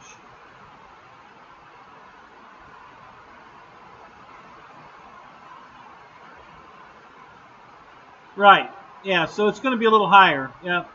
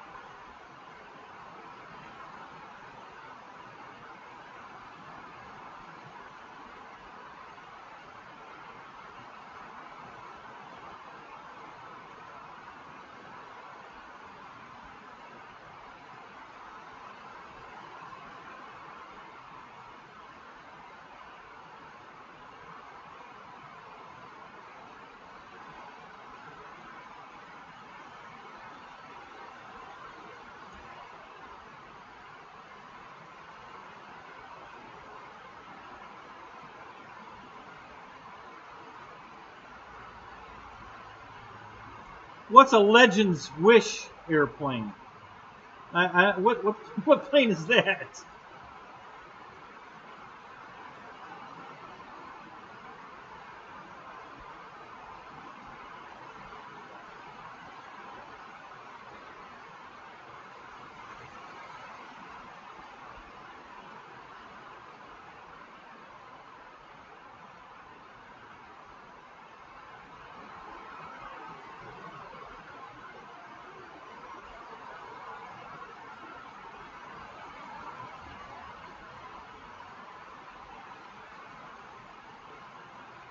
Oh, okay. What vinyl did you order for it? What'd you get? Yeah, Fred, an 80 would be better. I personally, I think the 80s are the best size. I think the flight times, battery consumption, everything's better on the 80s. And the new F-86 is no different. The maiden was 9 minutes. So, and that wasn't even pushing it. And they made 9 minutes easy. So, yeah, I really like the 80s the best. They're priced better. They fly better. They fly longer. They're easier on batteries. Everything about the 80s, in my books, is just better.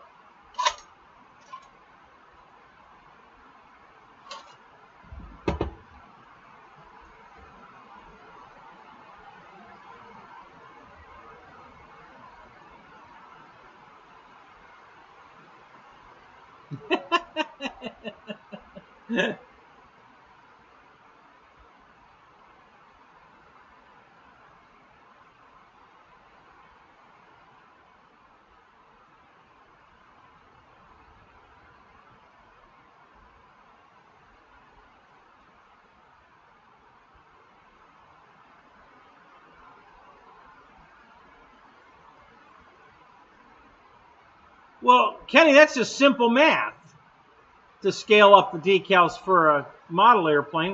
What's the problem?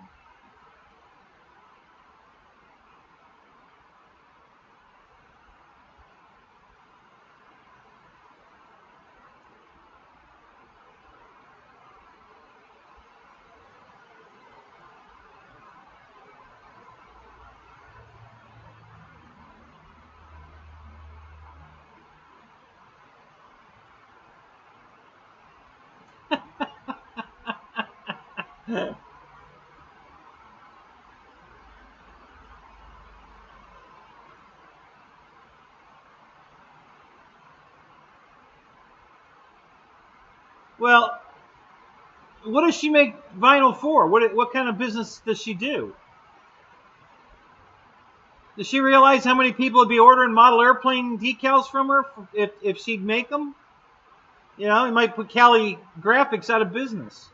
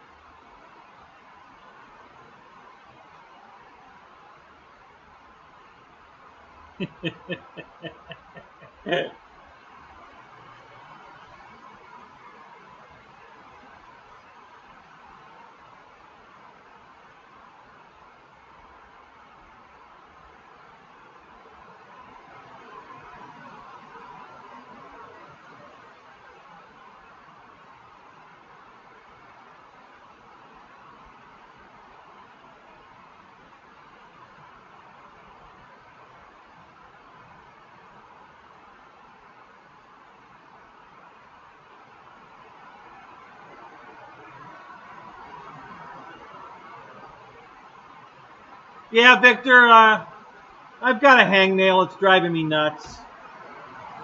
And I don't have my, well, wait a minute. I think I do, actually. And I got these.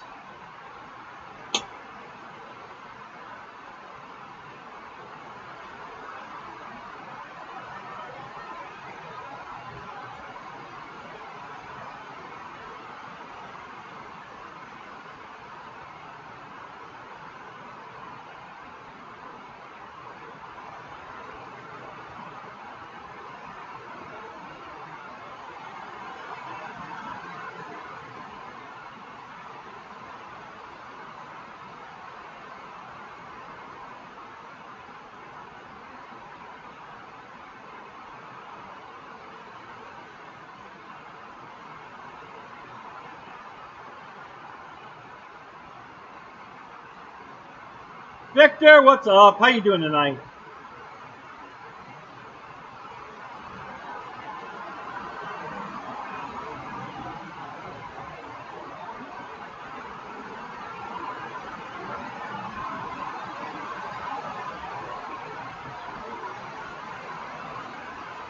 Sounds like the rain got heavier.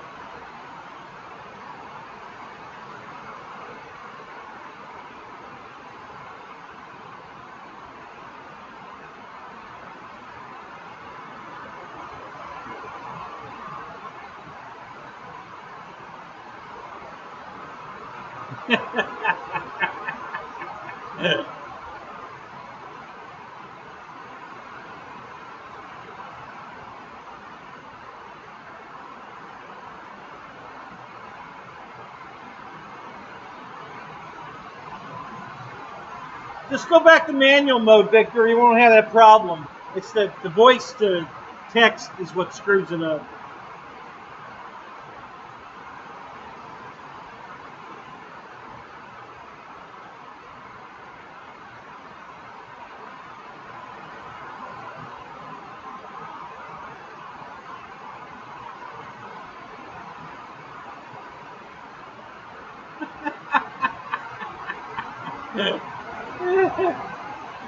Yeah, it didn't work that time either, Victor.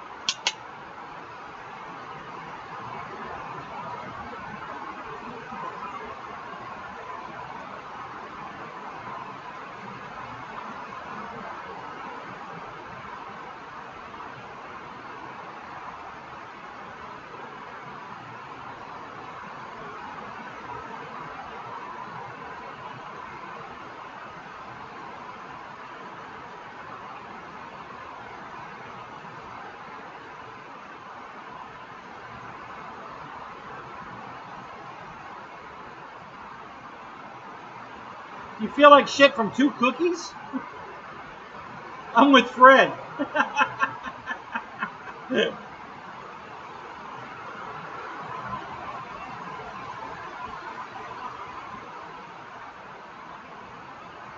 Oh yeah, it's really raining now. Can you hear it? Yeah, that's what they're forecasting for tonight. I might be relegated to the garage tonight because I don't know if I can make it back to the house.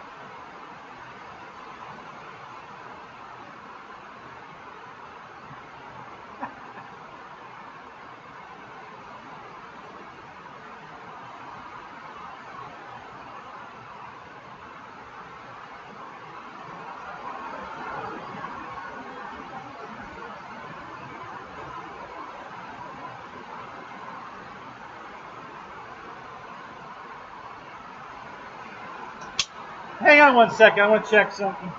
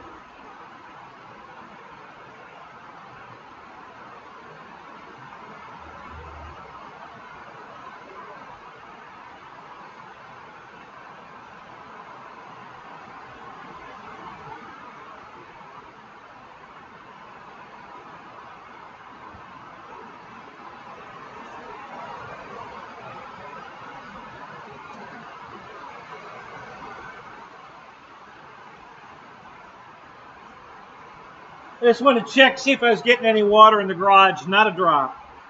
Dry as a bone in here. So,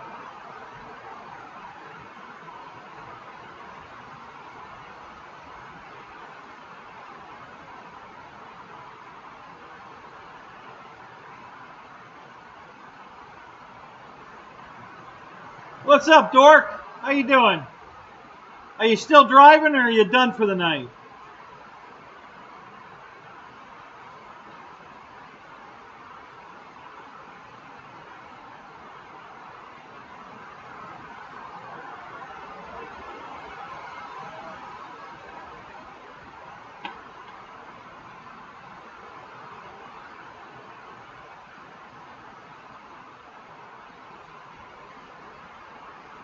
I looked up today for you, Paul. There's hundreds of driving jobs here in Florida. Anything from a chauffeur to a over-the-road driver, whatever pay you want. You can take your pick. So, you got no excuses. You want a job in Florida, come get it. They want drivers everywhere here.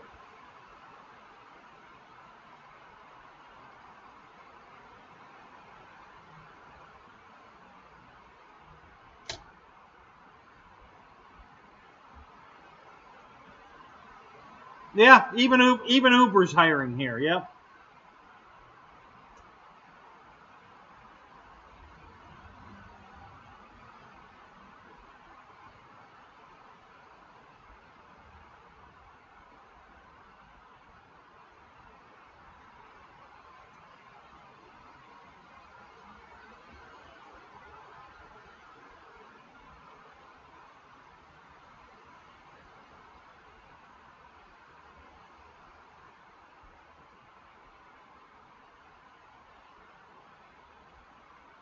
Wow, it just the rain just backed up quite a bit all of a sudden.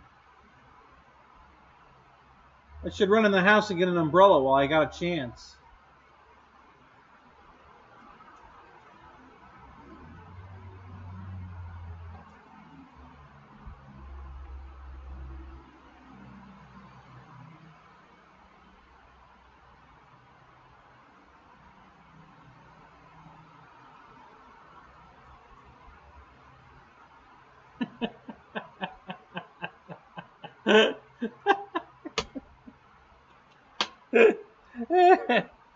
Well, one thing's for sure, Fred definitely is paying attention.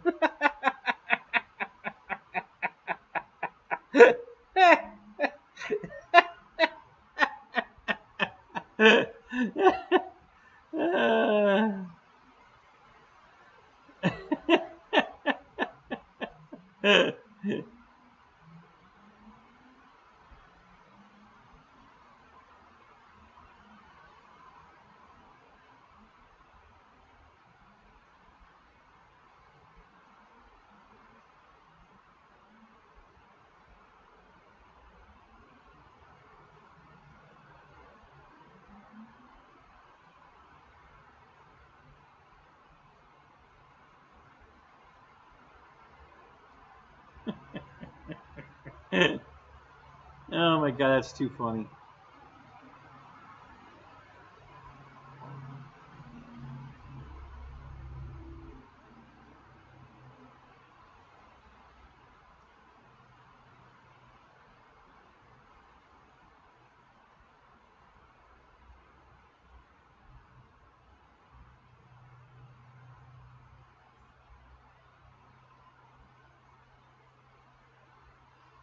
Yeah, Paul, that's just definitely not the kind of driving I want to do.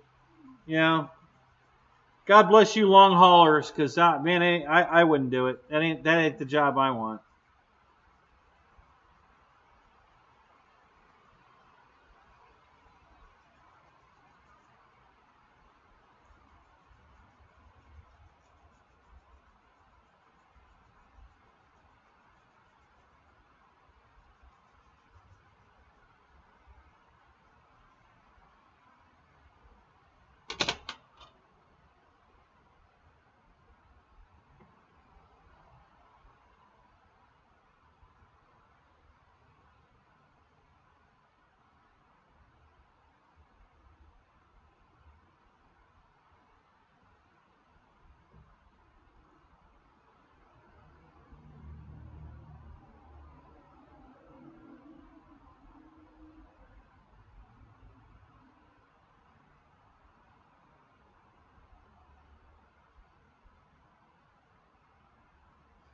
Yeah, Paul, I could have done that. I could have stepped outside with a bar of soap for sure.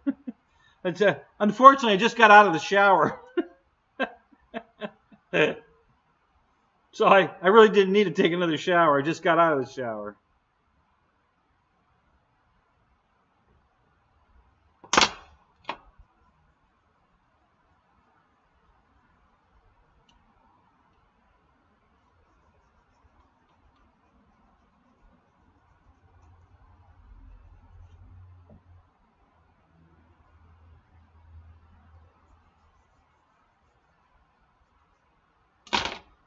Oh, golly, golly, golly.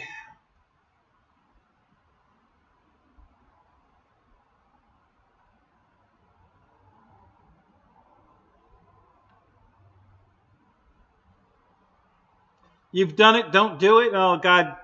When I lived in my house in Holiday, the guy across the street used to take showers outside in the yard all the time. You know, he had a shower hooked up on the side of the garage. And he'd go out there with a pair of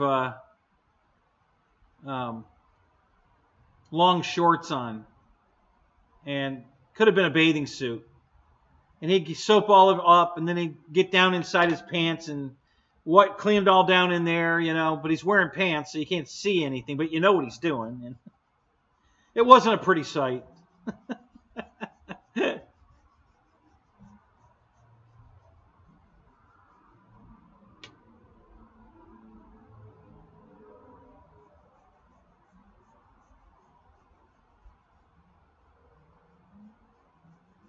Jeff, you're off to the Waffle House?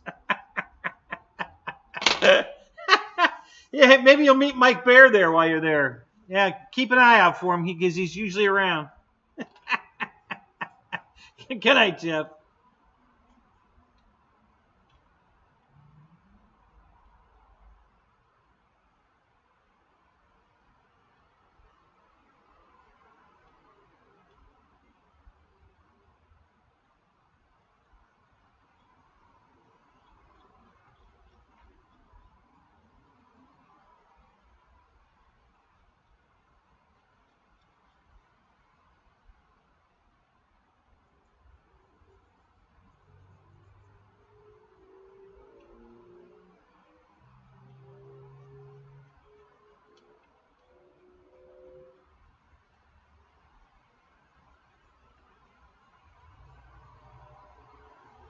No Zoom tonight? I haven't seen Spence start one now. He was in here earlier. He might still be here lurking, I don't know.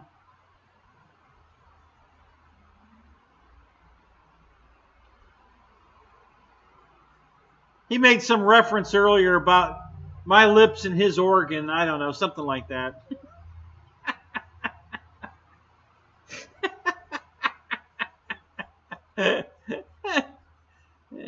Yeah, it is Saturday night. Well, he used to do it, though, after Pilot Ryan's show, didn't he? Sometimes? Because Pilot Ryan would go off early.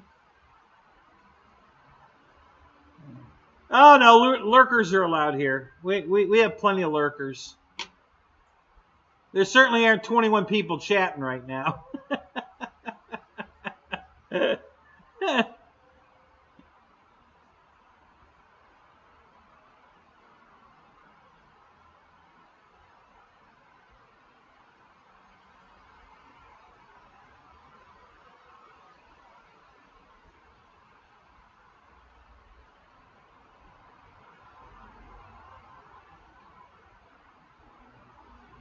Well, go ahead, Axel. We'll probably still be here, depending on how long you're gone.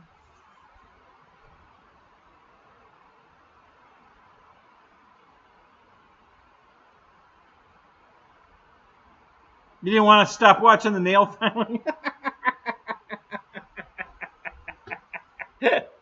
Yeah, well, Victor was mad at me because I was chewing on my nails, so then I went to the file.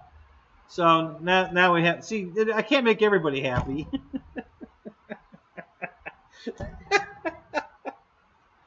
Victor didn't like me chewing on them. You don't like me filing them. All right, whatever. Wow, you were gone and now you're back that quick? Wow, that was fast.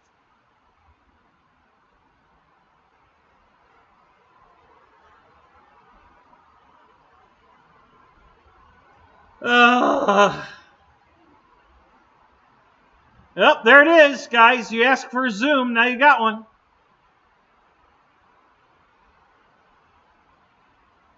No, it's a typical night, Roy. I can't ever win. But you guys should all come to the Zoom. You don't have to be on camera. Leave your camera off. You don't even have to have a camera. Just click on the Zoom. It's a quick download. You don't have to give them any information. And then you can just listen like you're listening now. You'll be able to see all of us and listen to all of us. And you can just sit there quiet. You don't have to participate. You know. So you guys should try it. It's a lot of fun.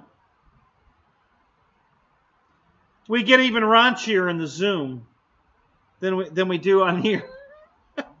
If you can believe that.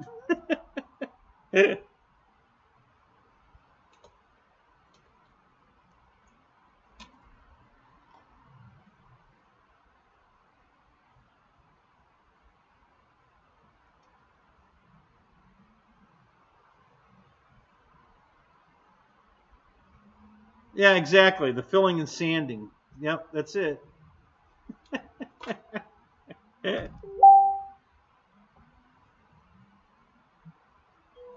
Yep, so I just got my...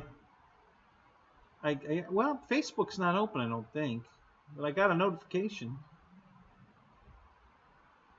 Oh, yeah, Facebook is open. Yep. So I just got my notification.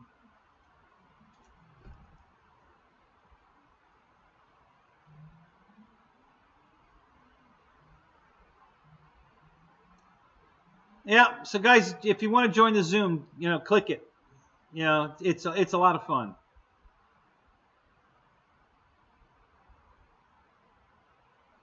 You bought a used computer on eBay. And nothing wrong with that, Michael Bear. I bought several used computers on eBay. The last one I got, it's beautiful. I mean, it's even older than the stuff I already have. But what I bought it for is it had a Blu-ray player in it. It's got this CD drive with a Blu-ray player. But it looks like a brand new computer. It's beautiful. It works great. Great picture. It's a big, I think it's a 17-inch diagonal. So it's a big computer. Most standard ones are 15. Some of the smaller ones are 13. But this is the bigger 17-inch. And it's in perfect condition. It looks like a brand new computer. But it's got a modem in it. That's how old this one is. Not only does it have an Ethernet connection and everything, but it's got a modem for a phone line.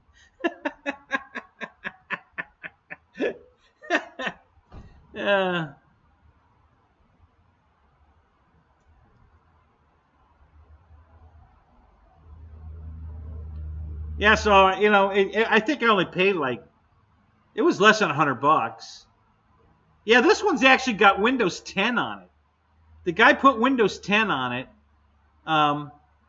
It ain't worth the shit to surf the internet. It just doesn't have the smoke to run Windows 10. So when you try to do something, search on the internet, it takes forever. But to load Power DVD and play a Blu-ray movie on it, it works perfect. And that's all I bought it for. That's what I wanted it for. So it does exactly what I bought it for. We're going to try a Mac laptop. Yeah, I wish I could afford a Mac. They're too expensive. I can't afford those. You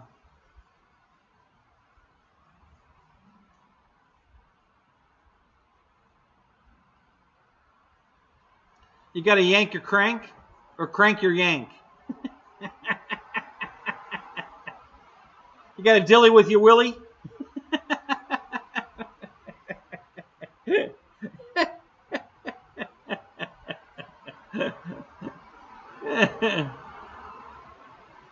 Yeah, that's it. Yeah, the Commodore 6. Honestly, I never owned a Commodore 64. It was only $39. Oh yeah. So you got a Mac laptop for $39, and it works? Wow.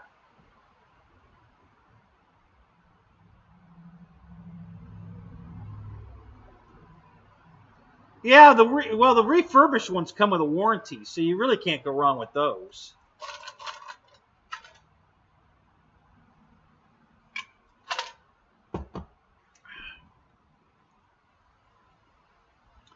Yeah, the last time I had it out at the flying field, I was having trouble getting it to load a Blu-ray movie. It was loading regular ones okay, but it wouldn't load the Blu-ray right for some reason. I don't know why. So, but yeah, I'm super happy with it. The condition of it is beautiful. I mean, it really is. It's a beautiful computer. I just can't believe it how old it is because, like I said, it's got a modem in it. They haven't put a modem in a laptop in shit, at least 15 years. So, because hell, the ones I'm running here are 10 years old, and they don't have modems in them. So,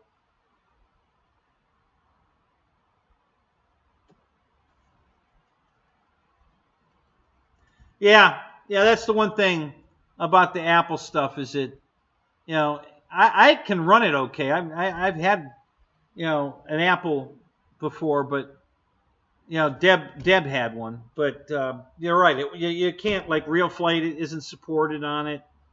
There's a lot of things that don't work on an Apple machine. So,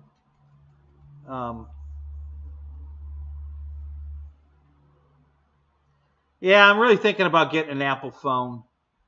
They just for video work at the field. They do such a great job filming. I'm really seriously thinking about getting one. I didn't want one. I really still don't really want one, but I think I need one. I think I really need to go that way to do video work at the field. So, been thinking about it.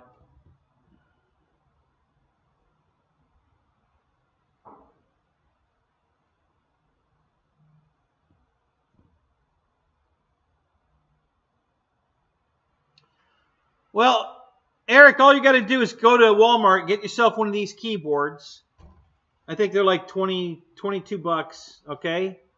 So you put the little pill in the side of the laptop, okay? And then you just get an HDMI cable and plug it into your TV. And it's set up. Then you've got a desktop computer out of a laptop. It's that simple. That's what I'm doing. And I have the same setup in the house with my 70-inch flat screen in the house. You know, I've got a computer underneath plugged into the TV.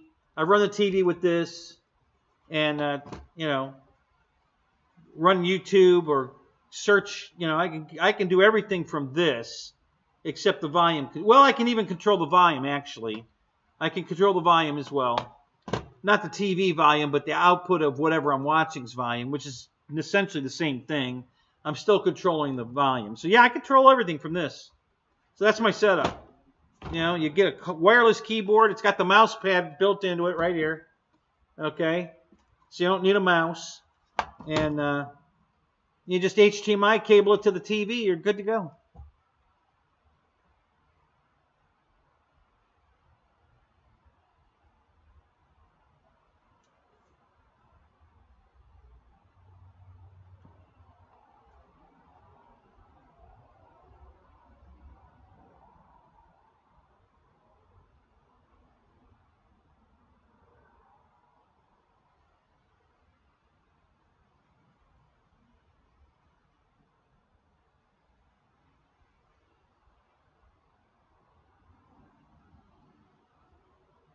Yeah, I know. The iPhone's camera works fantastic. And you know, the editing software, you know, you can do the slow motion and all that stuff right on the phone. It's amazing. One of the guys at the field that has that set up, and yeah, he does amazing work with it. It's really good.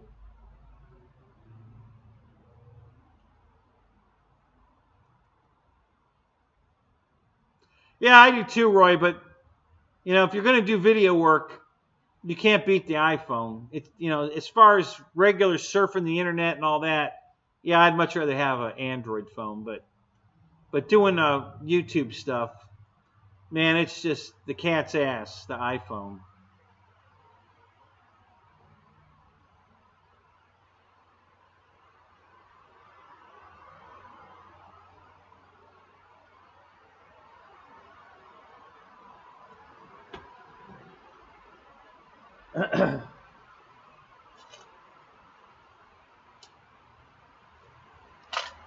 Fred, did you buy a 42-inch monitor or did you buy a 42-inch television?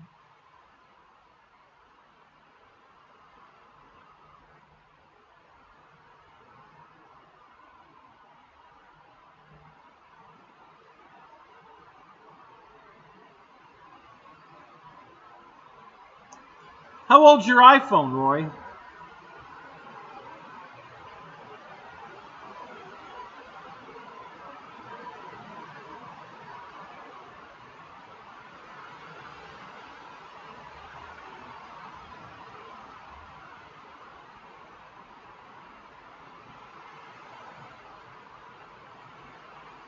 It's a 7.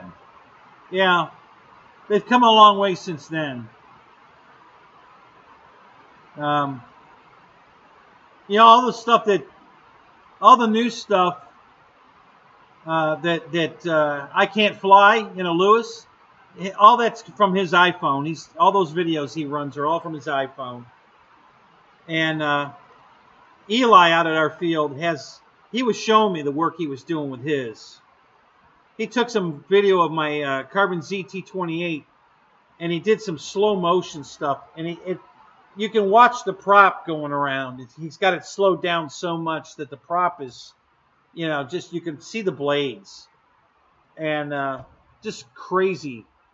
And the quality is unbelievable. No, the difference is that a monitor wouldn't have a tuner in it, Fred. You wouldn't be able to watch TV on it. That's why I asked. Yeah, if you bought a 42-inch monitor, you don't have a tuner, you wouldn't be able to just watch TV. But if it's a TV, it does both. You can use it as a monitor or a TV. So, yeah.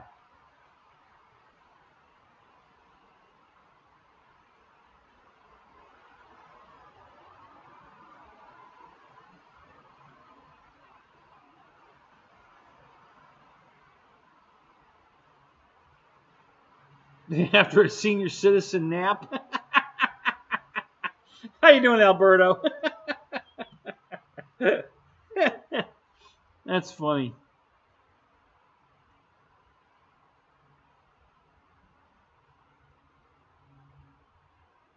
Yeah, nobody likes editing, but it's a necessary evil if you want to put up good video content. So that's just the cost of being an eBayer, or not an eBayer, a YouTuber.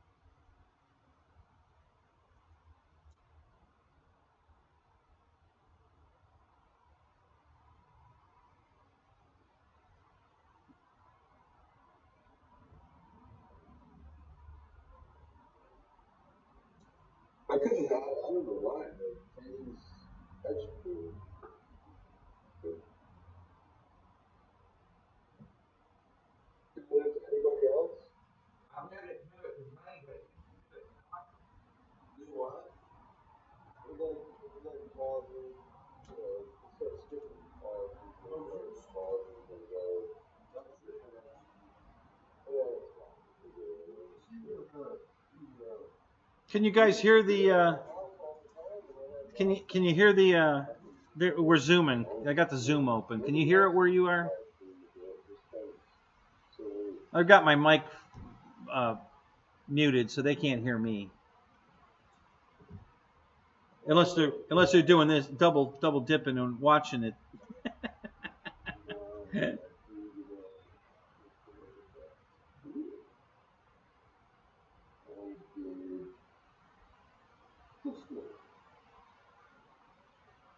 You can barely hear it? Okay. Yeah, I keep it low.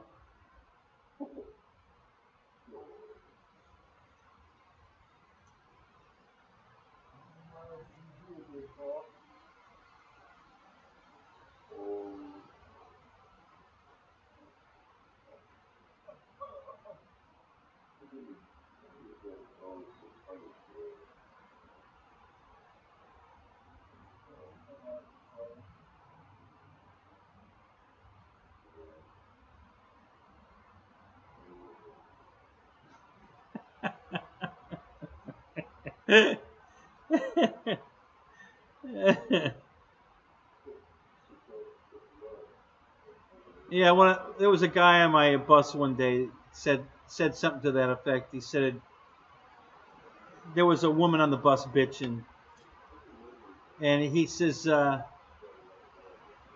it's too bad we don't have a shut the fuck up button. I said, yeah, that would be perfect. There's 8 in the Zoom right now, Randy.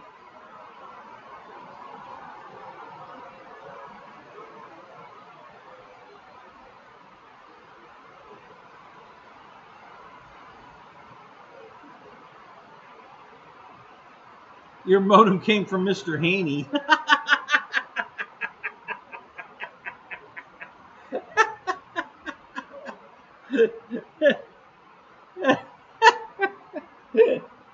A little Green Acres action going on here.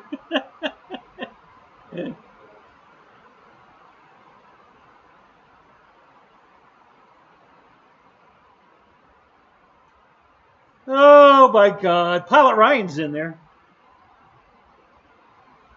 He's still working on his crawler, the all metal leaf spring conversion.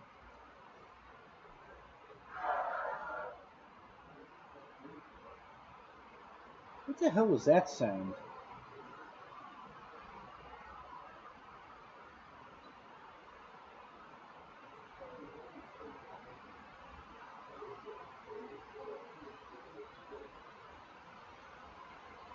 Yeah, I love that movie. Cherry 2000? Yeah, I thought that was a great movie.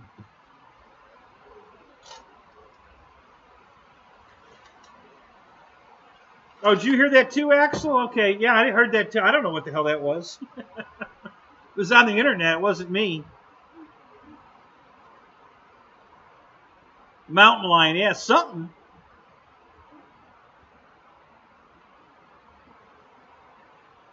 Yeah, or get the fuck out of here button, yeah.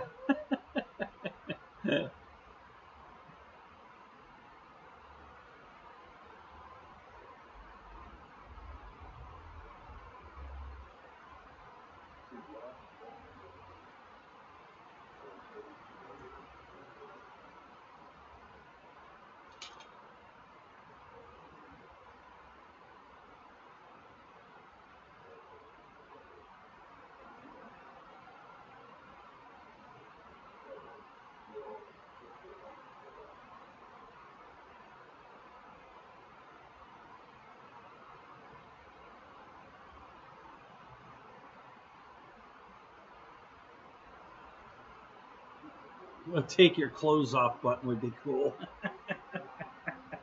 Yeah, you know there'd be hackers getting into everybody's system for that one. You're at the mall, and all of a sudden, a girl just takes her clothes off right in the middle of the mall. Oops. That'd be perfect.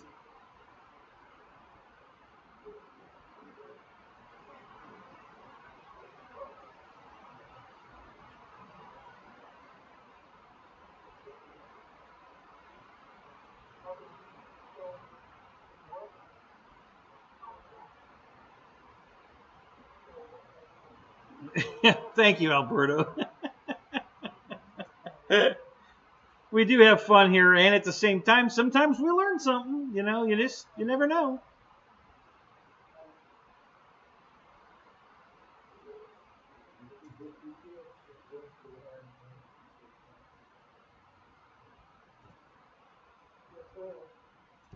I think Victor just ended the Zoom. Let me look. Yeah. So there's 9 in the Zoom now.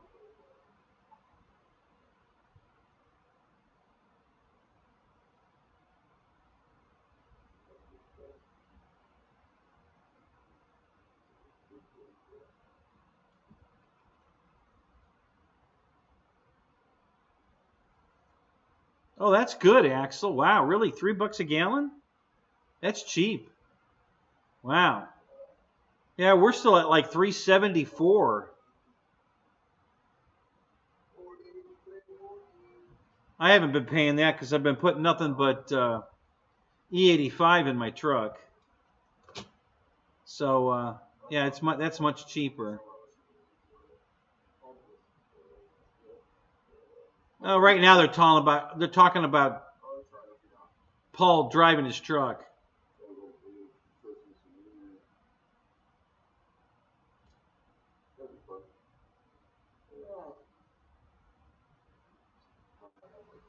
Wow, it's 289 in Tennessee.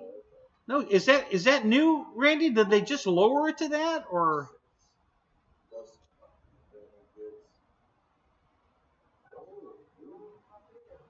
Just trying to figure out if gas is going to be trending lower here or not.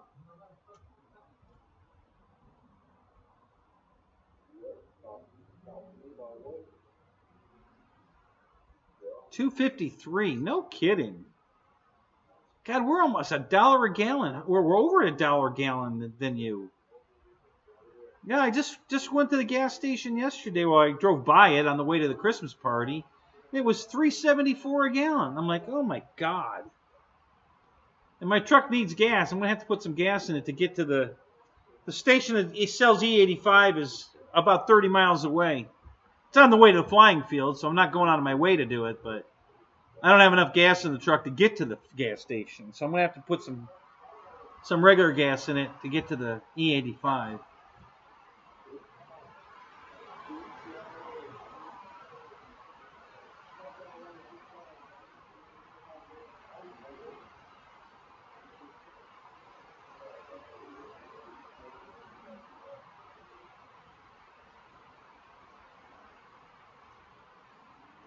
Yeah, I'm with you, Alberto. Except for my 2013 Avalanche, the newest car I have is a 96. Everything I have is 96 all the way back to 56.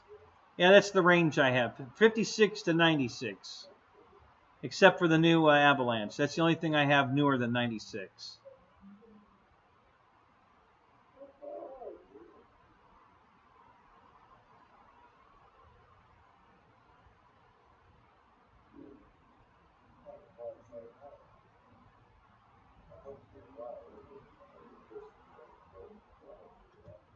Wow, Michael, they're really killing you over there because your money's worth more than ours, and your gas is higher than us? Holy shit.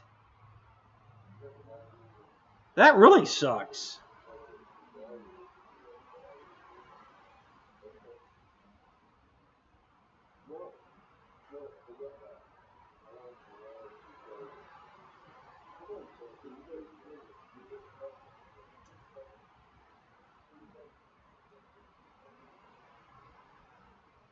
Yeah, yeah, that's like $7 US. Yeah.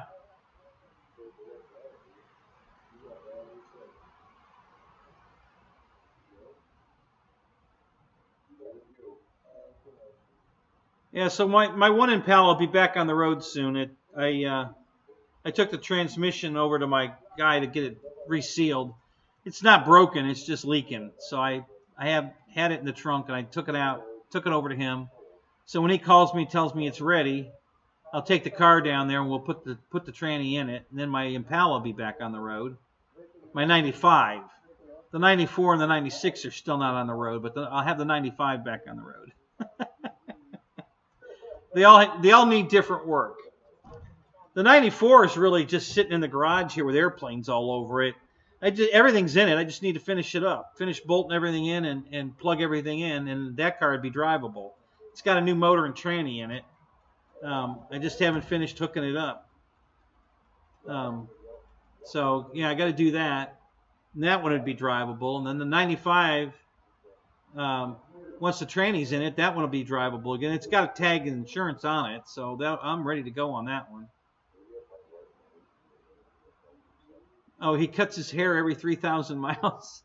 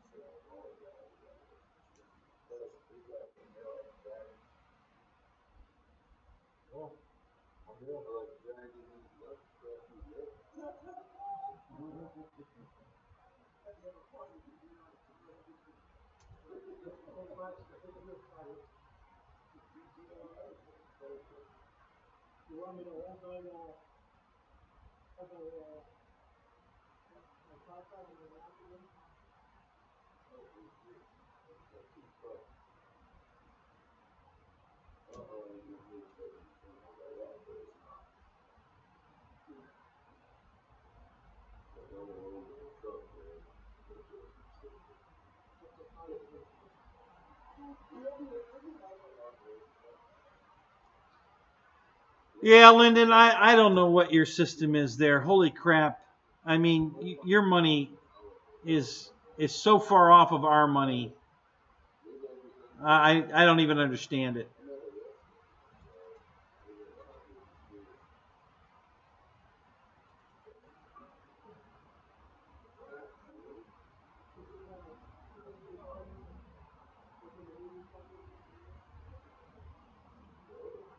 How much does a loaf of bread cost there, Lyndon?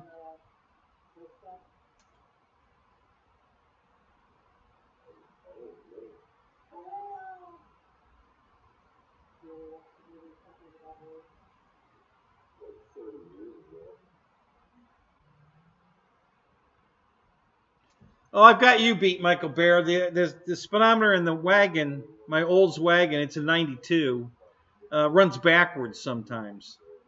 So the mileage has been coming down.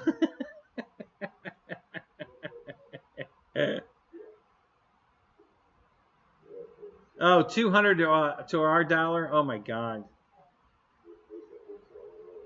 So you don't have a Dollar Tree. You have a $200 tree.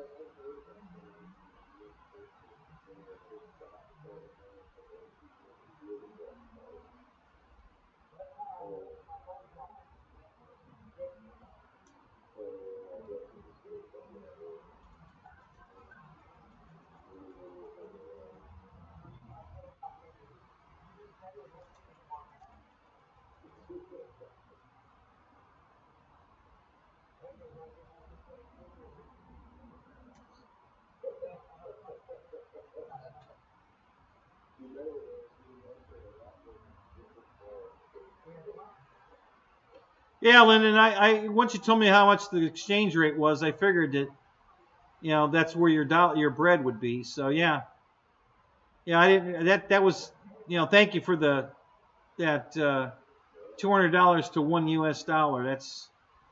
That cleared it right up for me. Holy crap.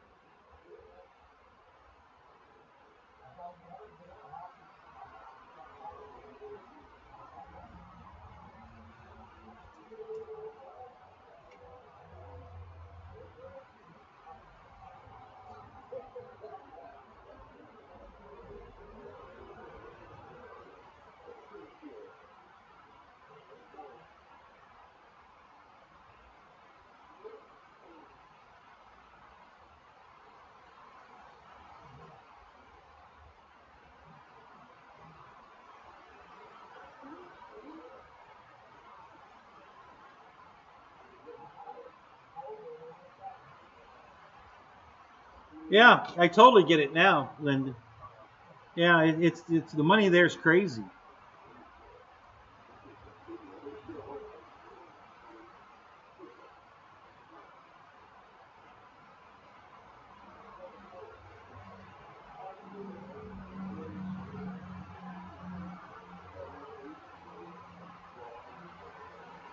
Well, and I've been trying to get everybody to understand this, but everybody keeps shooting me down like I'm just a big complainer. Um, they're overcharging us to death on these model airplanes because we're willing to pay it. Look at how much they discounted all this shit recently for Christmas. You think they're selling it at a loss? No way. Like that F-16 that I bought from E-Flite from Horizon. Normally $379.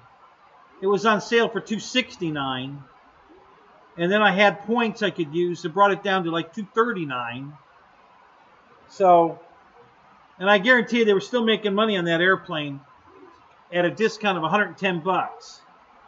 So, I just keep telling guys, listen, stop paying these prices. They'll come down. They already lowered the price on the D-18 because they couldn't sell it at the $450 mark. So they lowered it to 400 bucks, $399. I don't know how well that's doing for them. They haven't re-lowered it, but yeah, they're charging as much as they can charge because we're willing to pay it. I'm not willing to pay it, but guys like Spencer and some of the others are. But I'm not paying those kind of prices.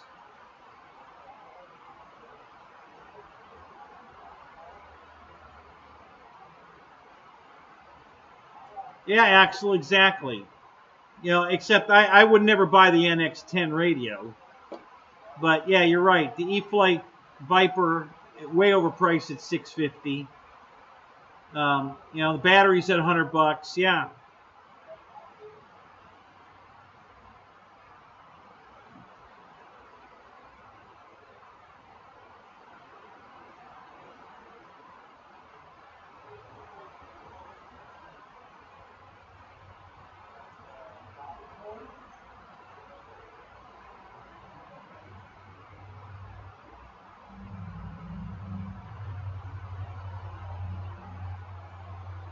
Eric, my T-28's coming Monday.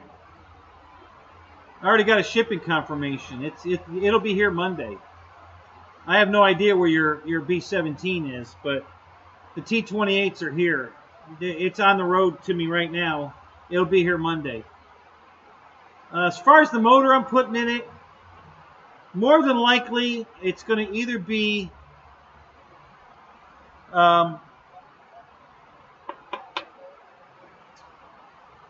either the motor that's in my FMS 1700 Mustang, or the motor that's in the E-Flite, the the Carbon ZT28. I'm going with one of those two motors, and 6S. I know Michael Wrights is going to go, I think, 12S with a much bigger motor, but I don't think it needs it. And it doesn't need to be that overpowered, It's got plenty of wing. All you got to do is get it rolling down the runway, and it'll create lift and take off. It doesn't have to go vertical. It's not realistic. So once I get it and weigh it, get all my stuff in it, I think it'll be fine on the whichever motor puts out more torque. I don't know what the numbers are in the Carbon Z one, so I'll look them over, and then I'm going to pick whichever one's got more torque and put a bigger prop on it, because they're both under-propped.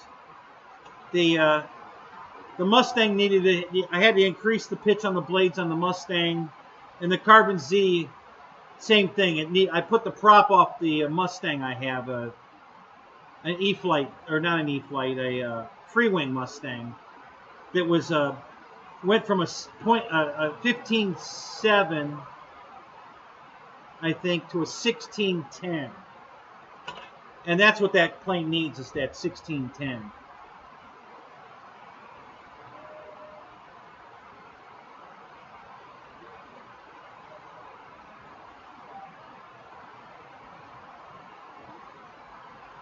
Who's the sexy leg dancer in Zoom, Axel?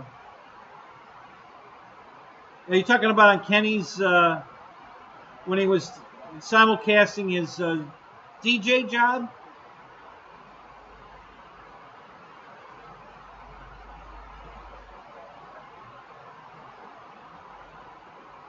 Yeah, he's not. He's just live in the Zoom right now. He's at home. Yeah, he's not working tonight as a DJ. He's home in the shop working on an airplane.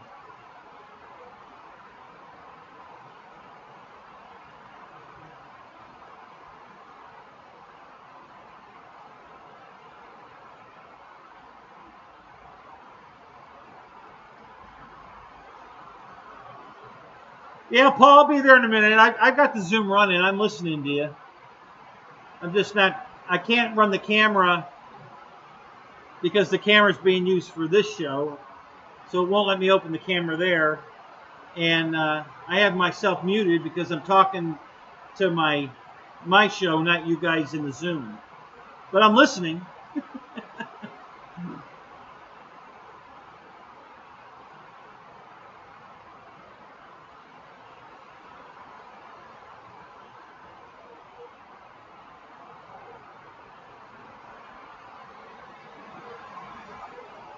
What kind of dog was it, Michael?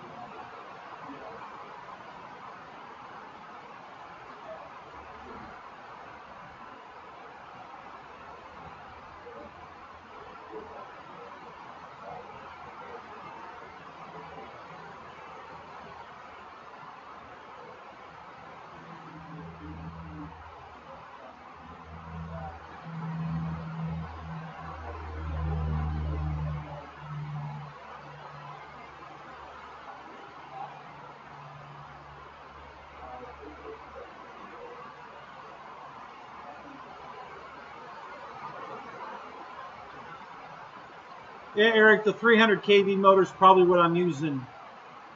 I already have that motor here. So if I decide to go with that one, yeah. And then if I go with the Carbon Z, I don't know what the kV rating is on the Carbon Z. I guess I can look at the box.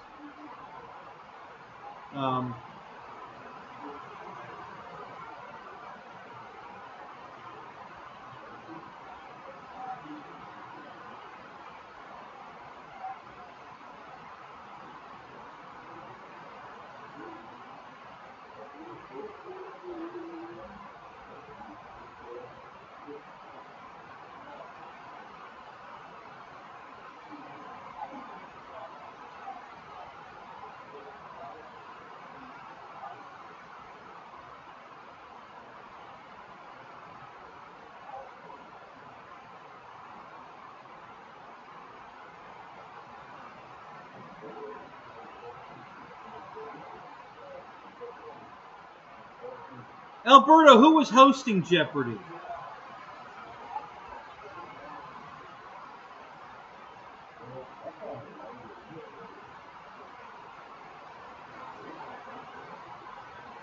So it has a 500 kV, I believe? Okay.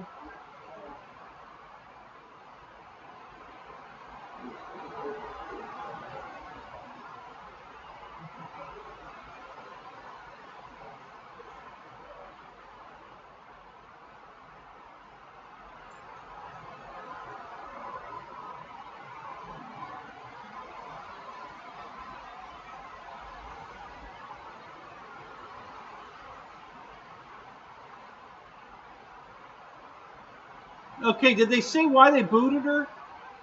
Yeah, that's the girl that used to play on Big Bang Theory. She was Sheldon's girlfriend on Big Bang Theory.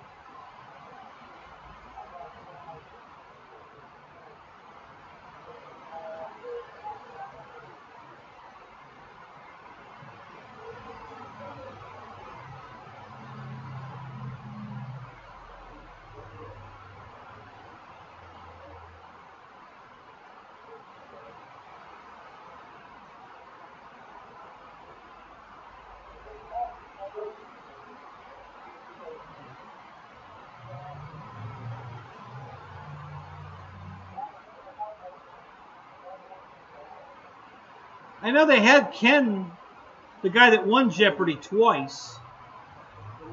He was hosting it for a while. I don't know what happened to him.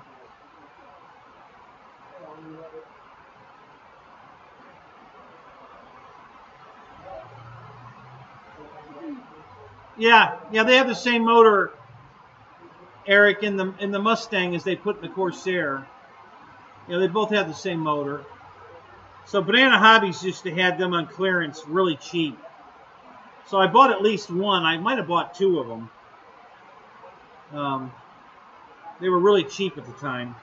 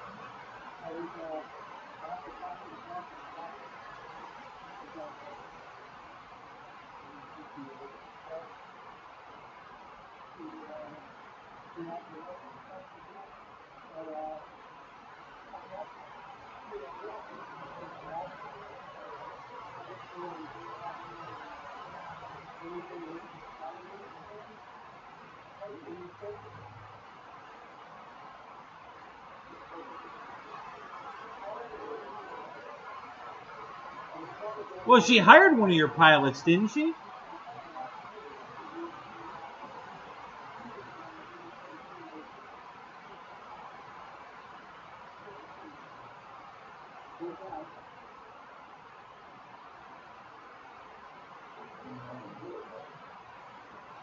Yes, exactly. Same girl, Blossom. Back in the 80s, yeah. Yep, that's her. She's got two doctorate degrees. I mean, she's a brainstorm of a girl. She's brilliant.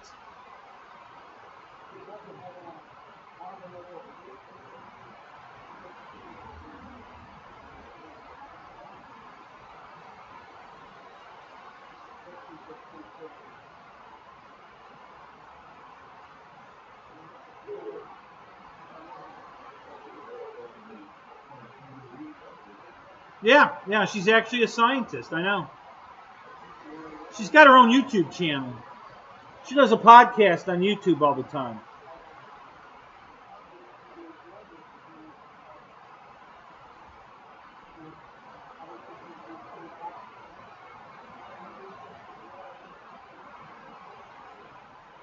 Where does she normally live, Michael?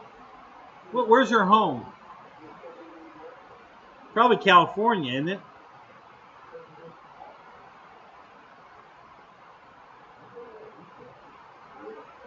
Yeah, Altitude Hobbies has motors. Pretty reasonably priced, too.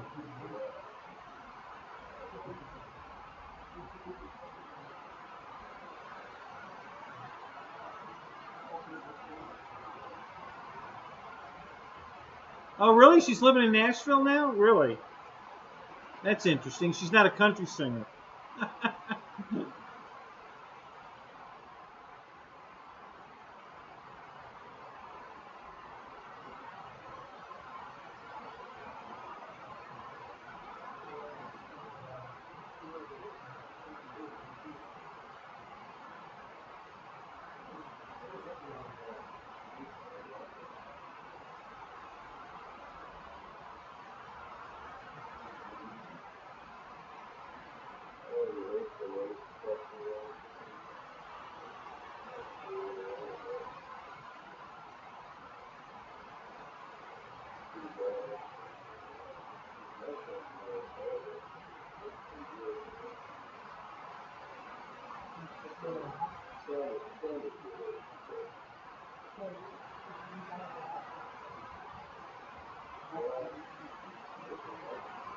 Oh, did she buy a place there? Yeah.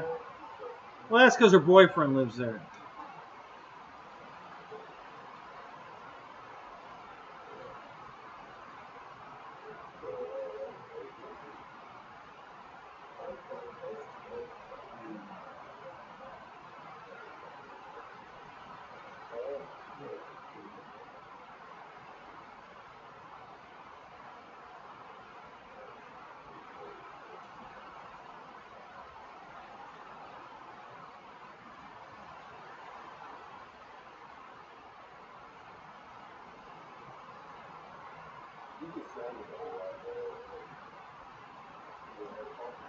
Albert, I could be comfortable with 1/100th of her net annual income.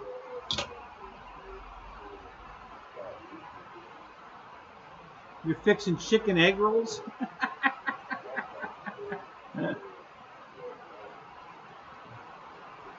Axel, you want a RC version of the icon or a real one?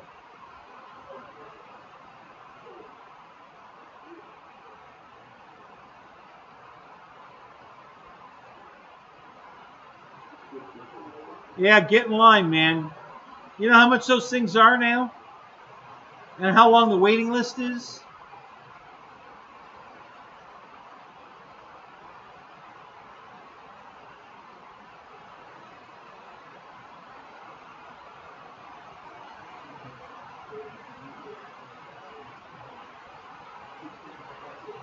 Yeah, I'm sure that's where she is. Yeah.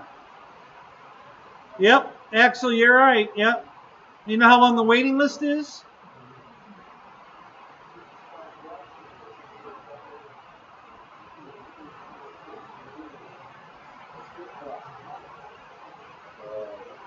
The last I heard, it was over 3 years.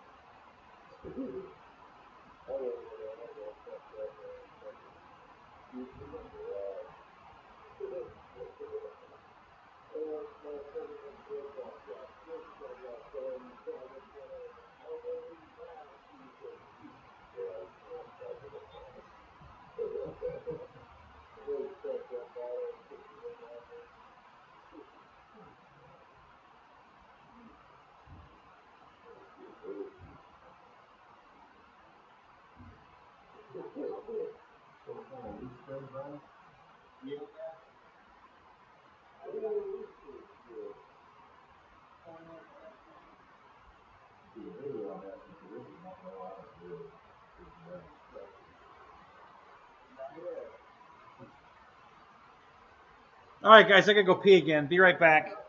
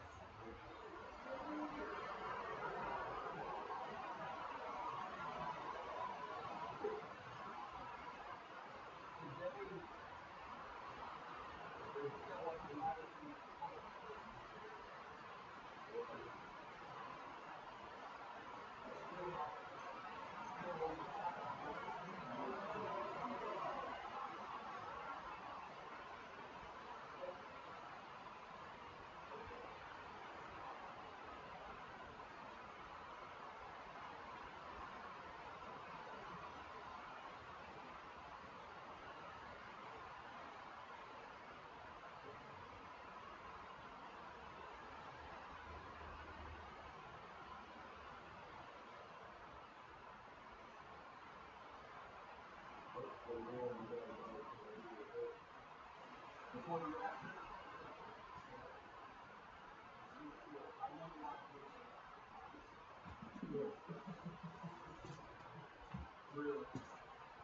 right, I'm back.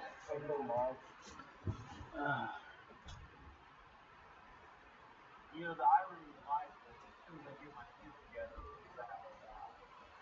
Yeah.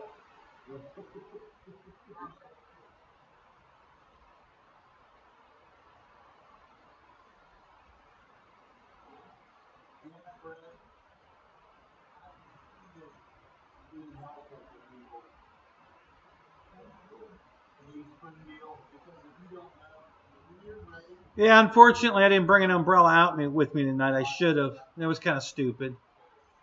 And There's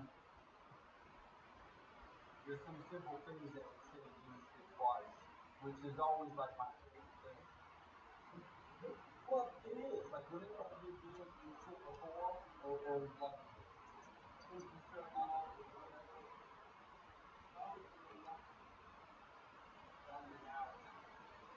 The trip that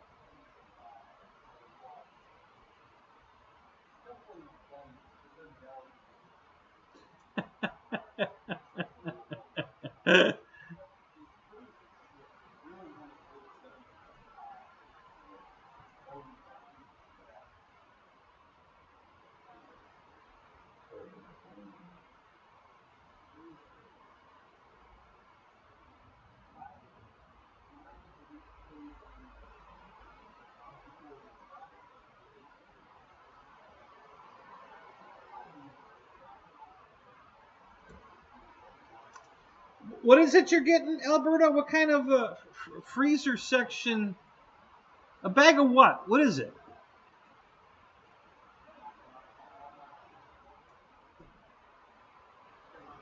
Eric says no, he's got to go to Walmart.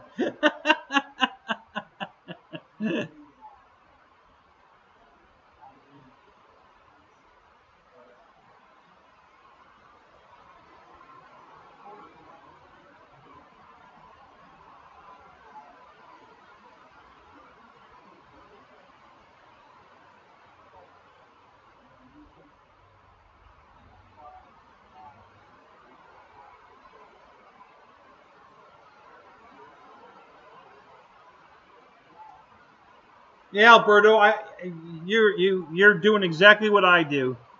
You know, I don't even go for the biggie bag. I get the 4 for $4 and change the fries for the chili. Yep. Yeah, it's I don't know how anybody can afford to go to McDonald's or Burger King. It's $10 to $12 for a meal there. I don't know how they do it. I can't afford that.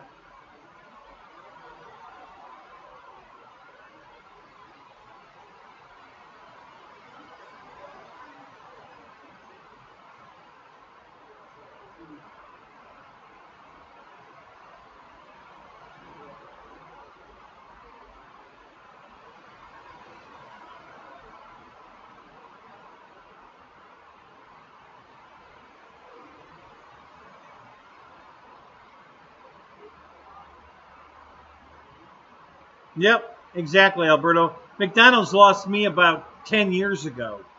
I stopped buying at McDonald's, you know, and I really never went to Burger King anyway. But yeah, they're just too expensive. I can't afford that food. It's damn sure not worth 10, 12 bucks. No fucking way. I'll eat Wendy's all day long for $4 or $5. You know, it's a way better deal.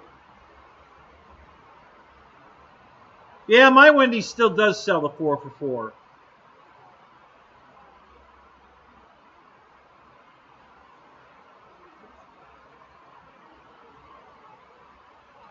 $4. They just don't give me a choice anymore. There's only one sandwich that comes. It's the junior cheeseburger, I think, or something. You used to have a choice of about 5 things, but not anymore. There's only one burger and the small fry, small 4-piece nugget, and your drink. So they're trying to discourage us from the 4 for $4 to go for the 5, the biggie bag. But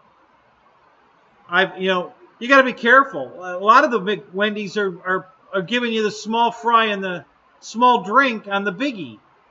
And that's not right. You're supposed to get a large fry and a large drink. And I've caught more than one Wendy's doing that. You know, trying to fuck us over on the what it comes with.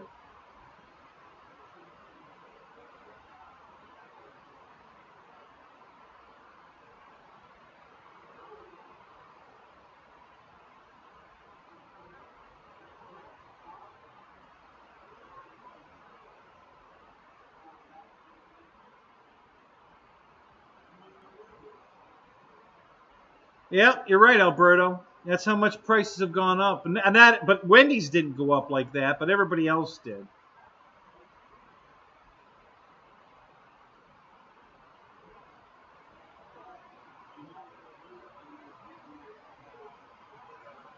Well, they don't have to. You know, minimum wage isn't that high here. I think minimum wage here is $12.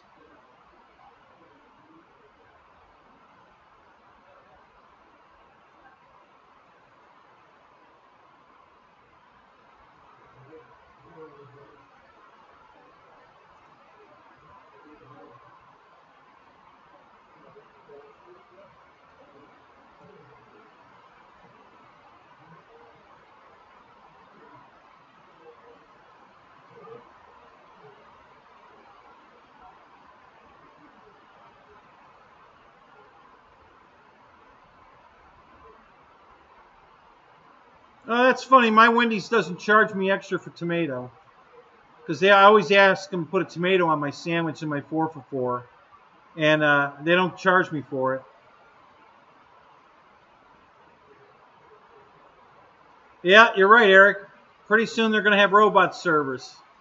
You know, there won't be anybody working there. It's all going to be, you know, AI.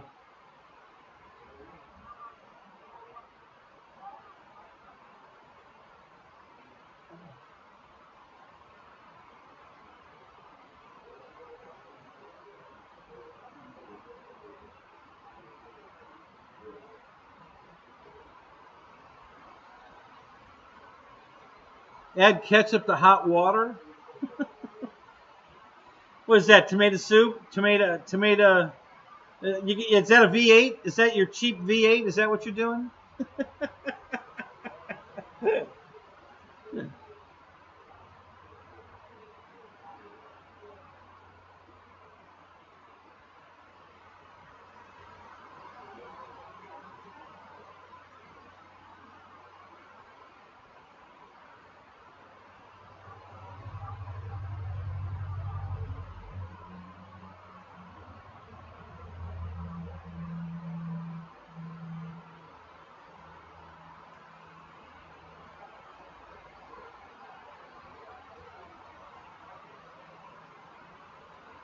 Yeah, if I eat at Hardee's or Friendly's, Dairy Queen, I always get chicken there. I don't eat the hamburger. I always get chicken there.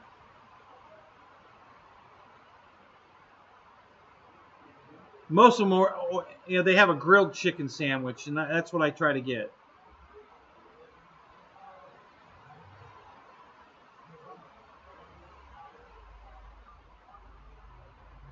Use a steamer, Mike. You can steam those out. You got to be careful. I mean, if you over steam it, it'll overdo it, and you're gonna get that gatoring look, which is easy to sand out. That's what I was just doing on this. I had to repair this wing. I bought the plane damaged, and I knew I was going to have to fix it. So I steamed all the damage out of this. So this was all folded over right here. This strip right here, about an inch down. I don't know why it's invisible. It's a green screen, not a yellow screen, but this is so anyway, about an inch down on the flap. This got rolled over. I guess a fork truck picked it up or something. Instead of picking it up by the pallet, they picked it up by this plane. So it crushed the flap here, and it crushed the aileron here. But the aileron was only about 3/4 of an inch. And it rolled the one this way, and it rolled this one this way. So I had to pull them back, you know, steam them back straight. And then I had to glue the aileron. It actually split. So I had to glue that back together. And then I just used some wall spackle, my DAP wall spackle, and filled this all in here and there, and then sanded it smooth, but I over steamed it. Let me change cameras. I'll show you what I'm talking about.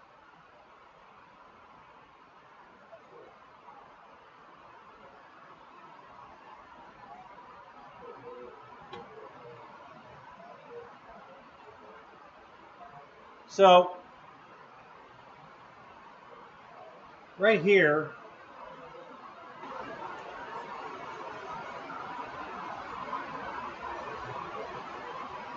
now it's not showing up very well, but right here I over steamed it and it got all bubbly, and then right here you can kind of see it.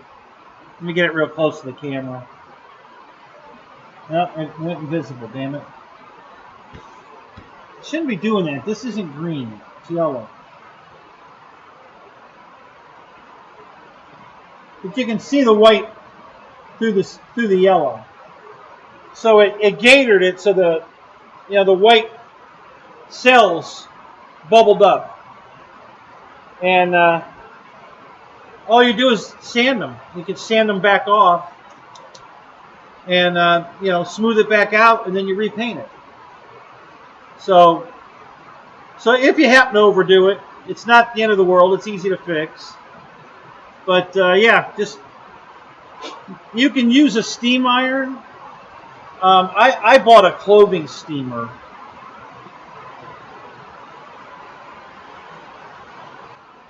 That you would steam clothes with.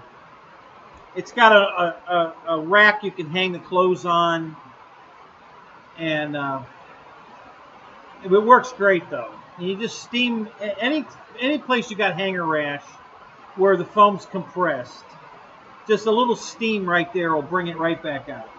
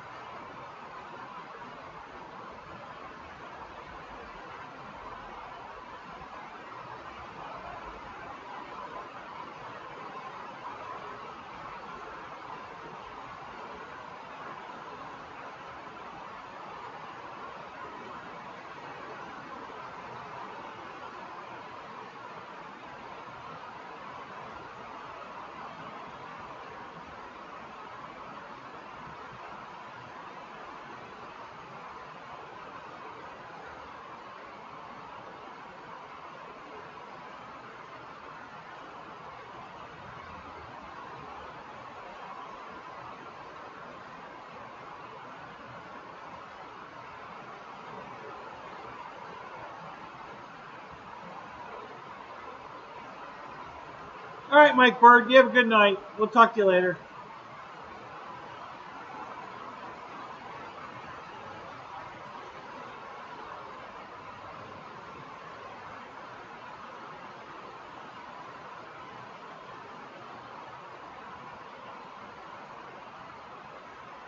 Yeah, the steamer, man, fixes a lot of uglies on a foam plane. You can really, get them back in pretty good shape.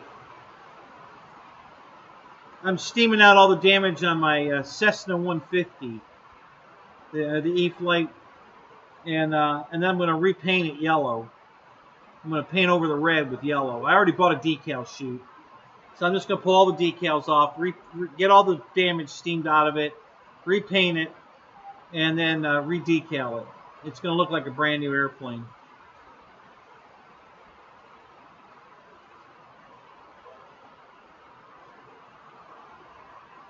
Oh, boy.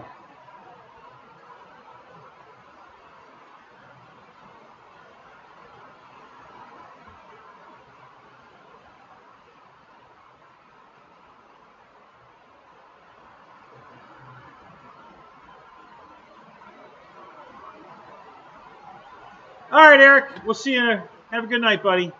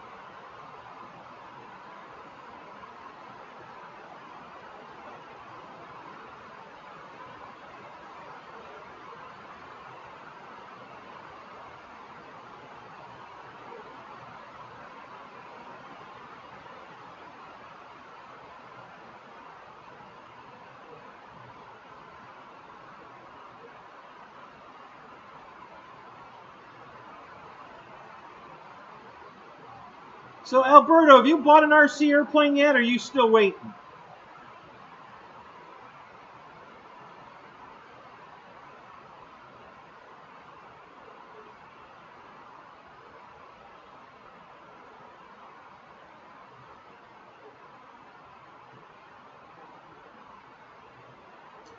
I think 12 now. Hang on a minute.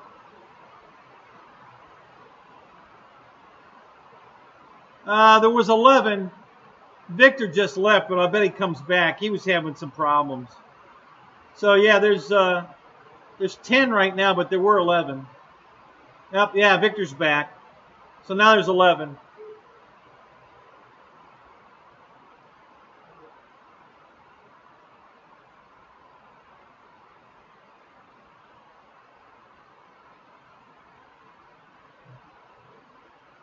Yep, I understand that one, Alberto. Yep. Yeah, I'm effectively restoring my Impala. As soon as the tranny gets back in it, I'm taking it to the body shop to get it painted. So,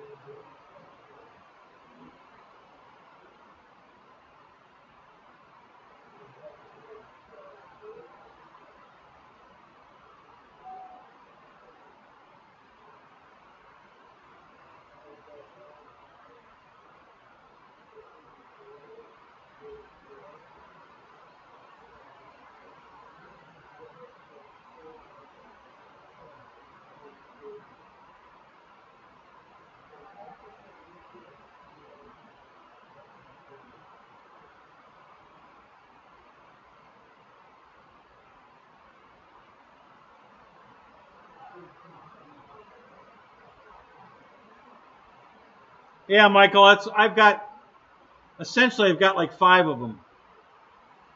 I have three complete cars, Impala SS's. I have 1 parts car, Impala SS. And then I've got 2 Cadillac Fleetwoods, same car again. Just different body. It's the same engine, tranny, chassis. And then the 1 wagon, which doesn't have the LT1 in it though, but same chassis, same brakes, everything. Everything's all the same in all these cars. So everything's interchangeable. Wheels. So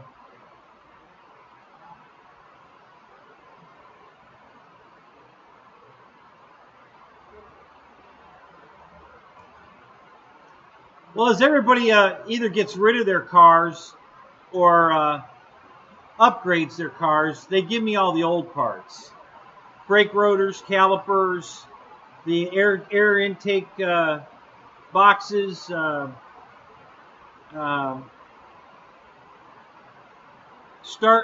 not so much that. I get parts all the time for the car from people. So I've got a whole shed out here just full of Impala parts.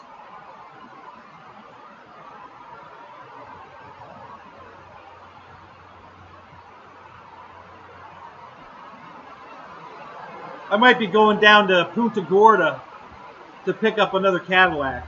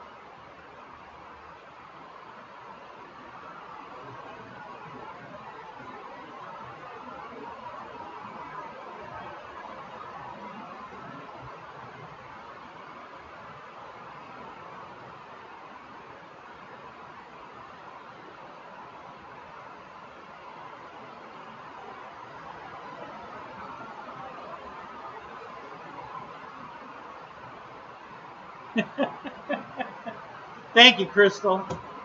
Thank you. How you doing, Dave? You know they're zooming right now, Dave. Are you gonna go over to the Zoom?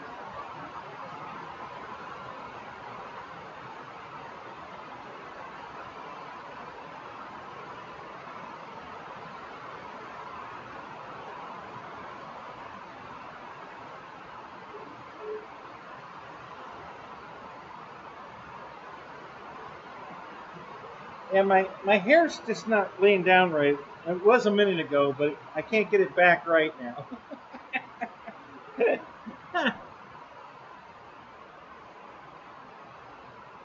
You may go to bed. Well, I wouldn't blame you there. Crystal's home. I would.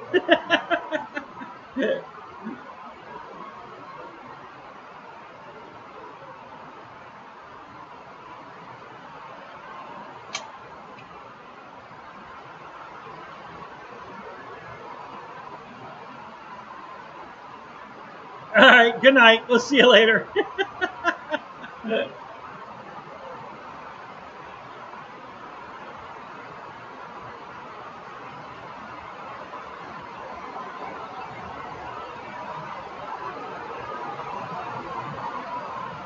Wow, it's raining now, guys. Can you hear that?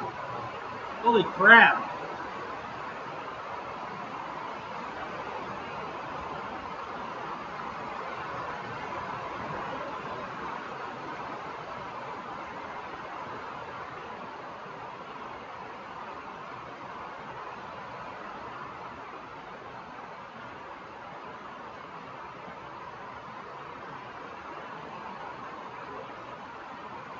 You can't hear my rain? Really? Oh my God.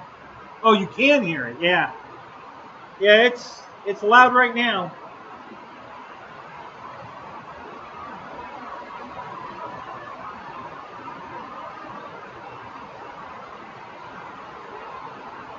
Yeah, it sounds worse than it is. This building really amplifies the rain. It's really not that bad, but you know, I mean, it's a good rain now. But it sounds like a downpour, and believe me, when it's a downpour, I'll tell you when it's a downpour because you'll hear it. Oh my God! You probably won't be able to hear me. When it starts a downpour, it's really loud.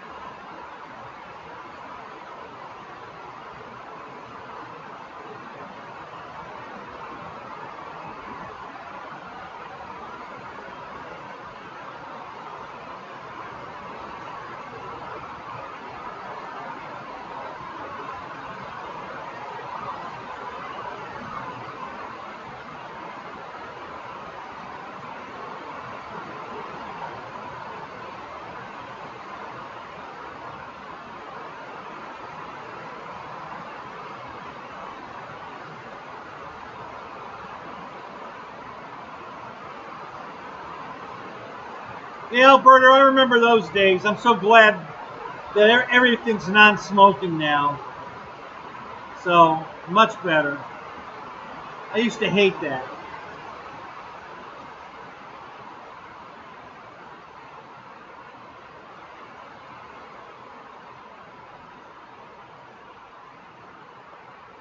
Randy, stop touching things.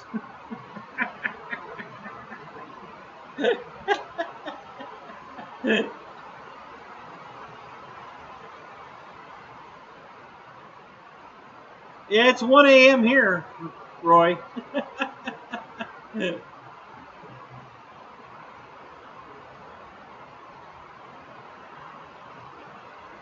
All right, Michael, I'll see you over in Zoom. I'm going to be shutting this down.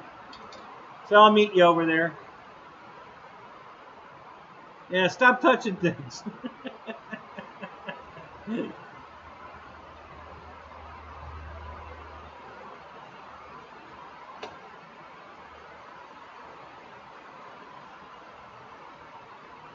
Oh, great, Alberta. That's great. So how many eggs do you think you're going to get out of them?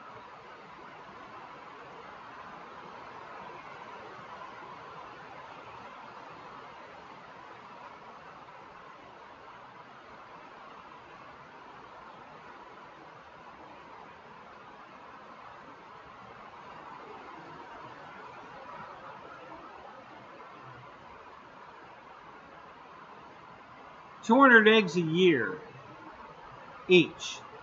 Wow. That's pretty good.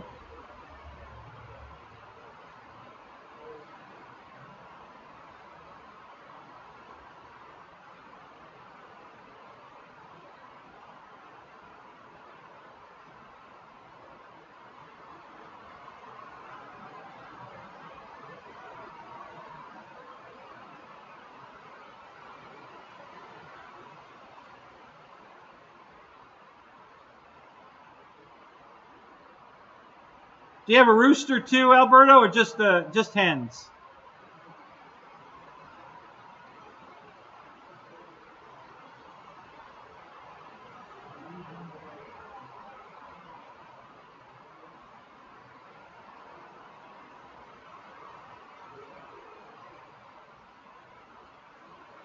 Jeff Adams, what's up, man? How you doing?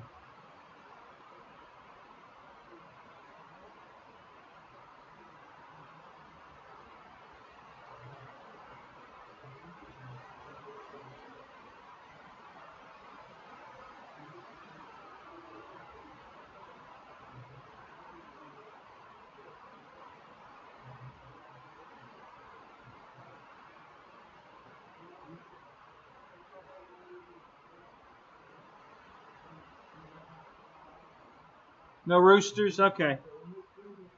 Ooh, listen to that. The rain almost stopped. Wow. It's almost quiet in here. Almost.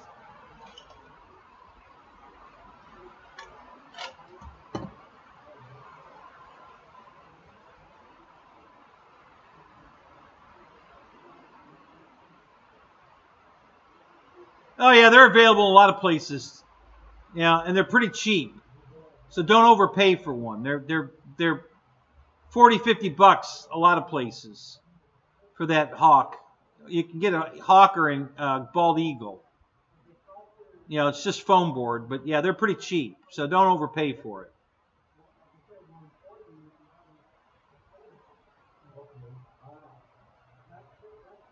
Where are you at, Jeff? Our nasty weather's tonight. It's going to rain harder than now later on.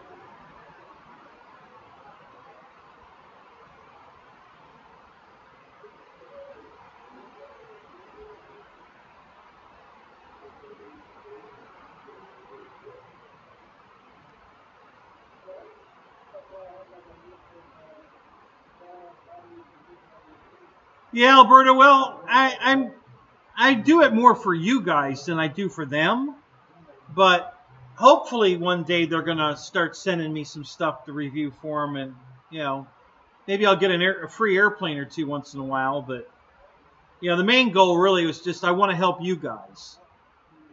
So one of them offered me a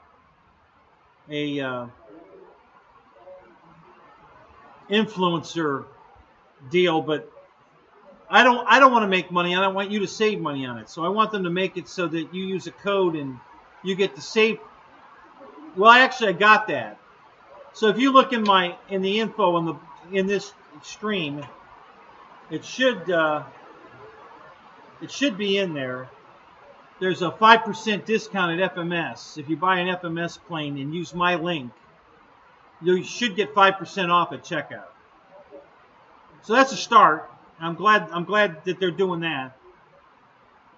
So yeah. So if you ever buy anything FMS, just come to any one of my shows and go to the link and just click the link. And what it'll do is it'll automatically take you to FMS's website, and it'll automatically populate it with my information so that I'll get the credit for the sale. It doesn't cost you any extra. You'll save 5%. And they kick me a couple bucks. So yeah. Hopefully I'm going to get more of that. I'm hoping that Banana's another one I've been promoting for 10 years now, and I'm hoping I get something like that from them too. But hey, it's a start. I never did it to get there anyway. I mean, this has always been about just helping you guys. So, and that part's great. So,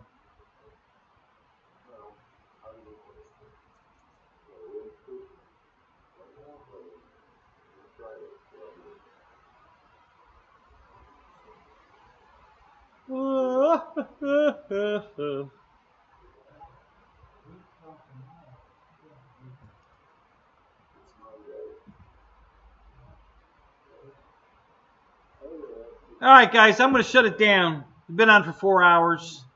Thanks for coming. I'm glad we could still do this even over the rain.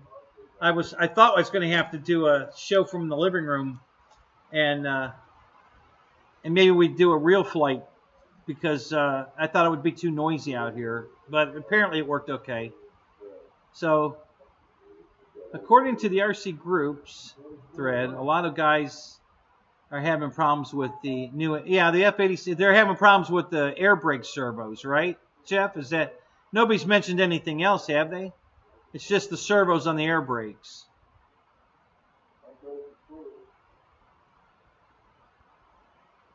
I'm so happy that worked, Roy. I really am. That makes me feel good that when I put that word in, it made a difference. That just means everything to me. So I'm really glad that helped you. Yeah,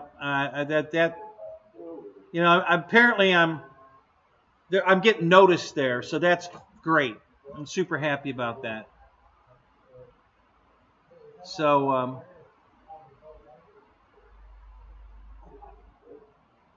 yeah, I was reading the RC groups about the F-86. The only problem I have with it flies great, it looks great.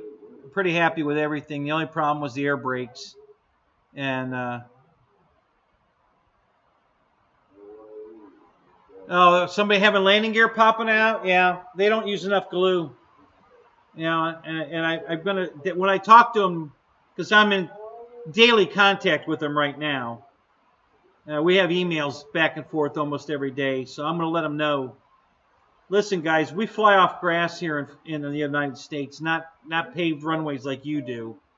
And you're not putting enough glue on the landing gear. They're coming out of the wings all the time, creating more damage, ripping control, you know, foam hinge control surfaces off. It's not good. You guys have to use more glue. You know, they're just not staying in the airplanes when you fly off grass.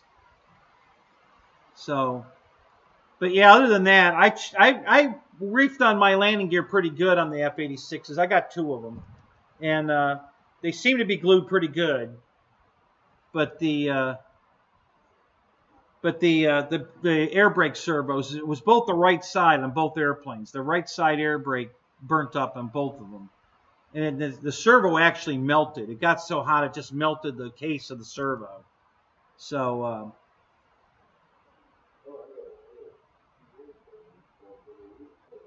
Well, did you call FMS and bitch, Randy? You should have.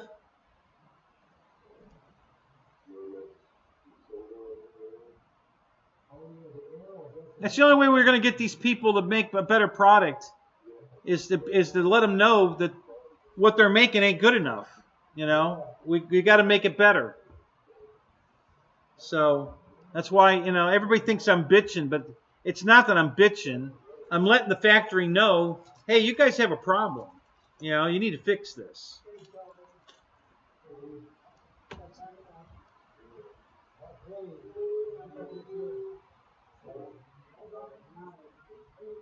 Oh, so Victor's signing out. Yeah.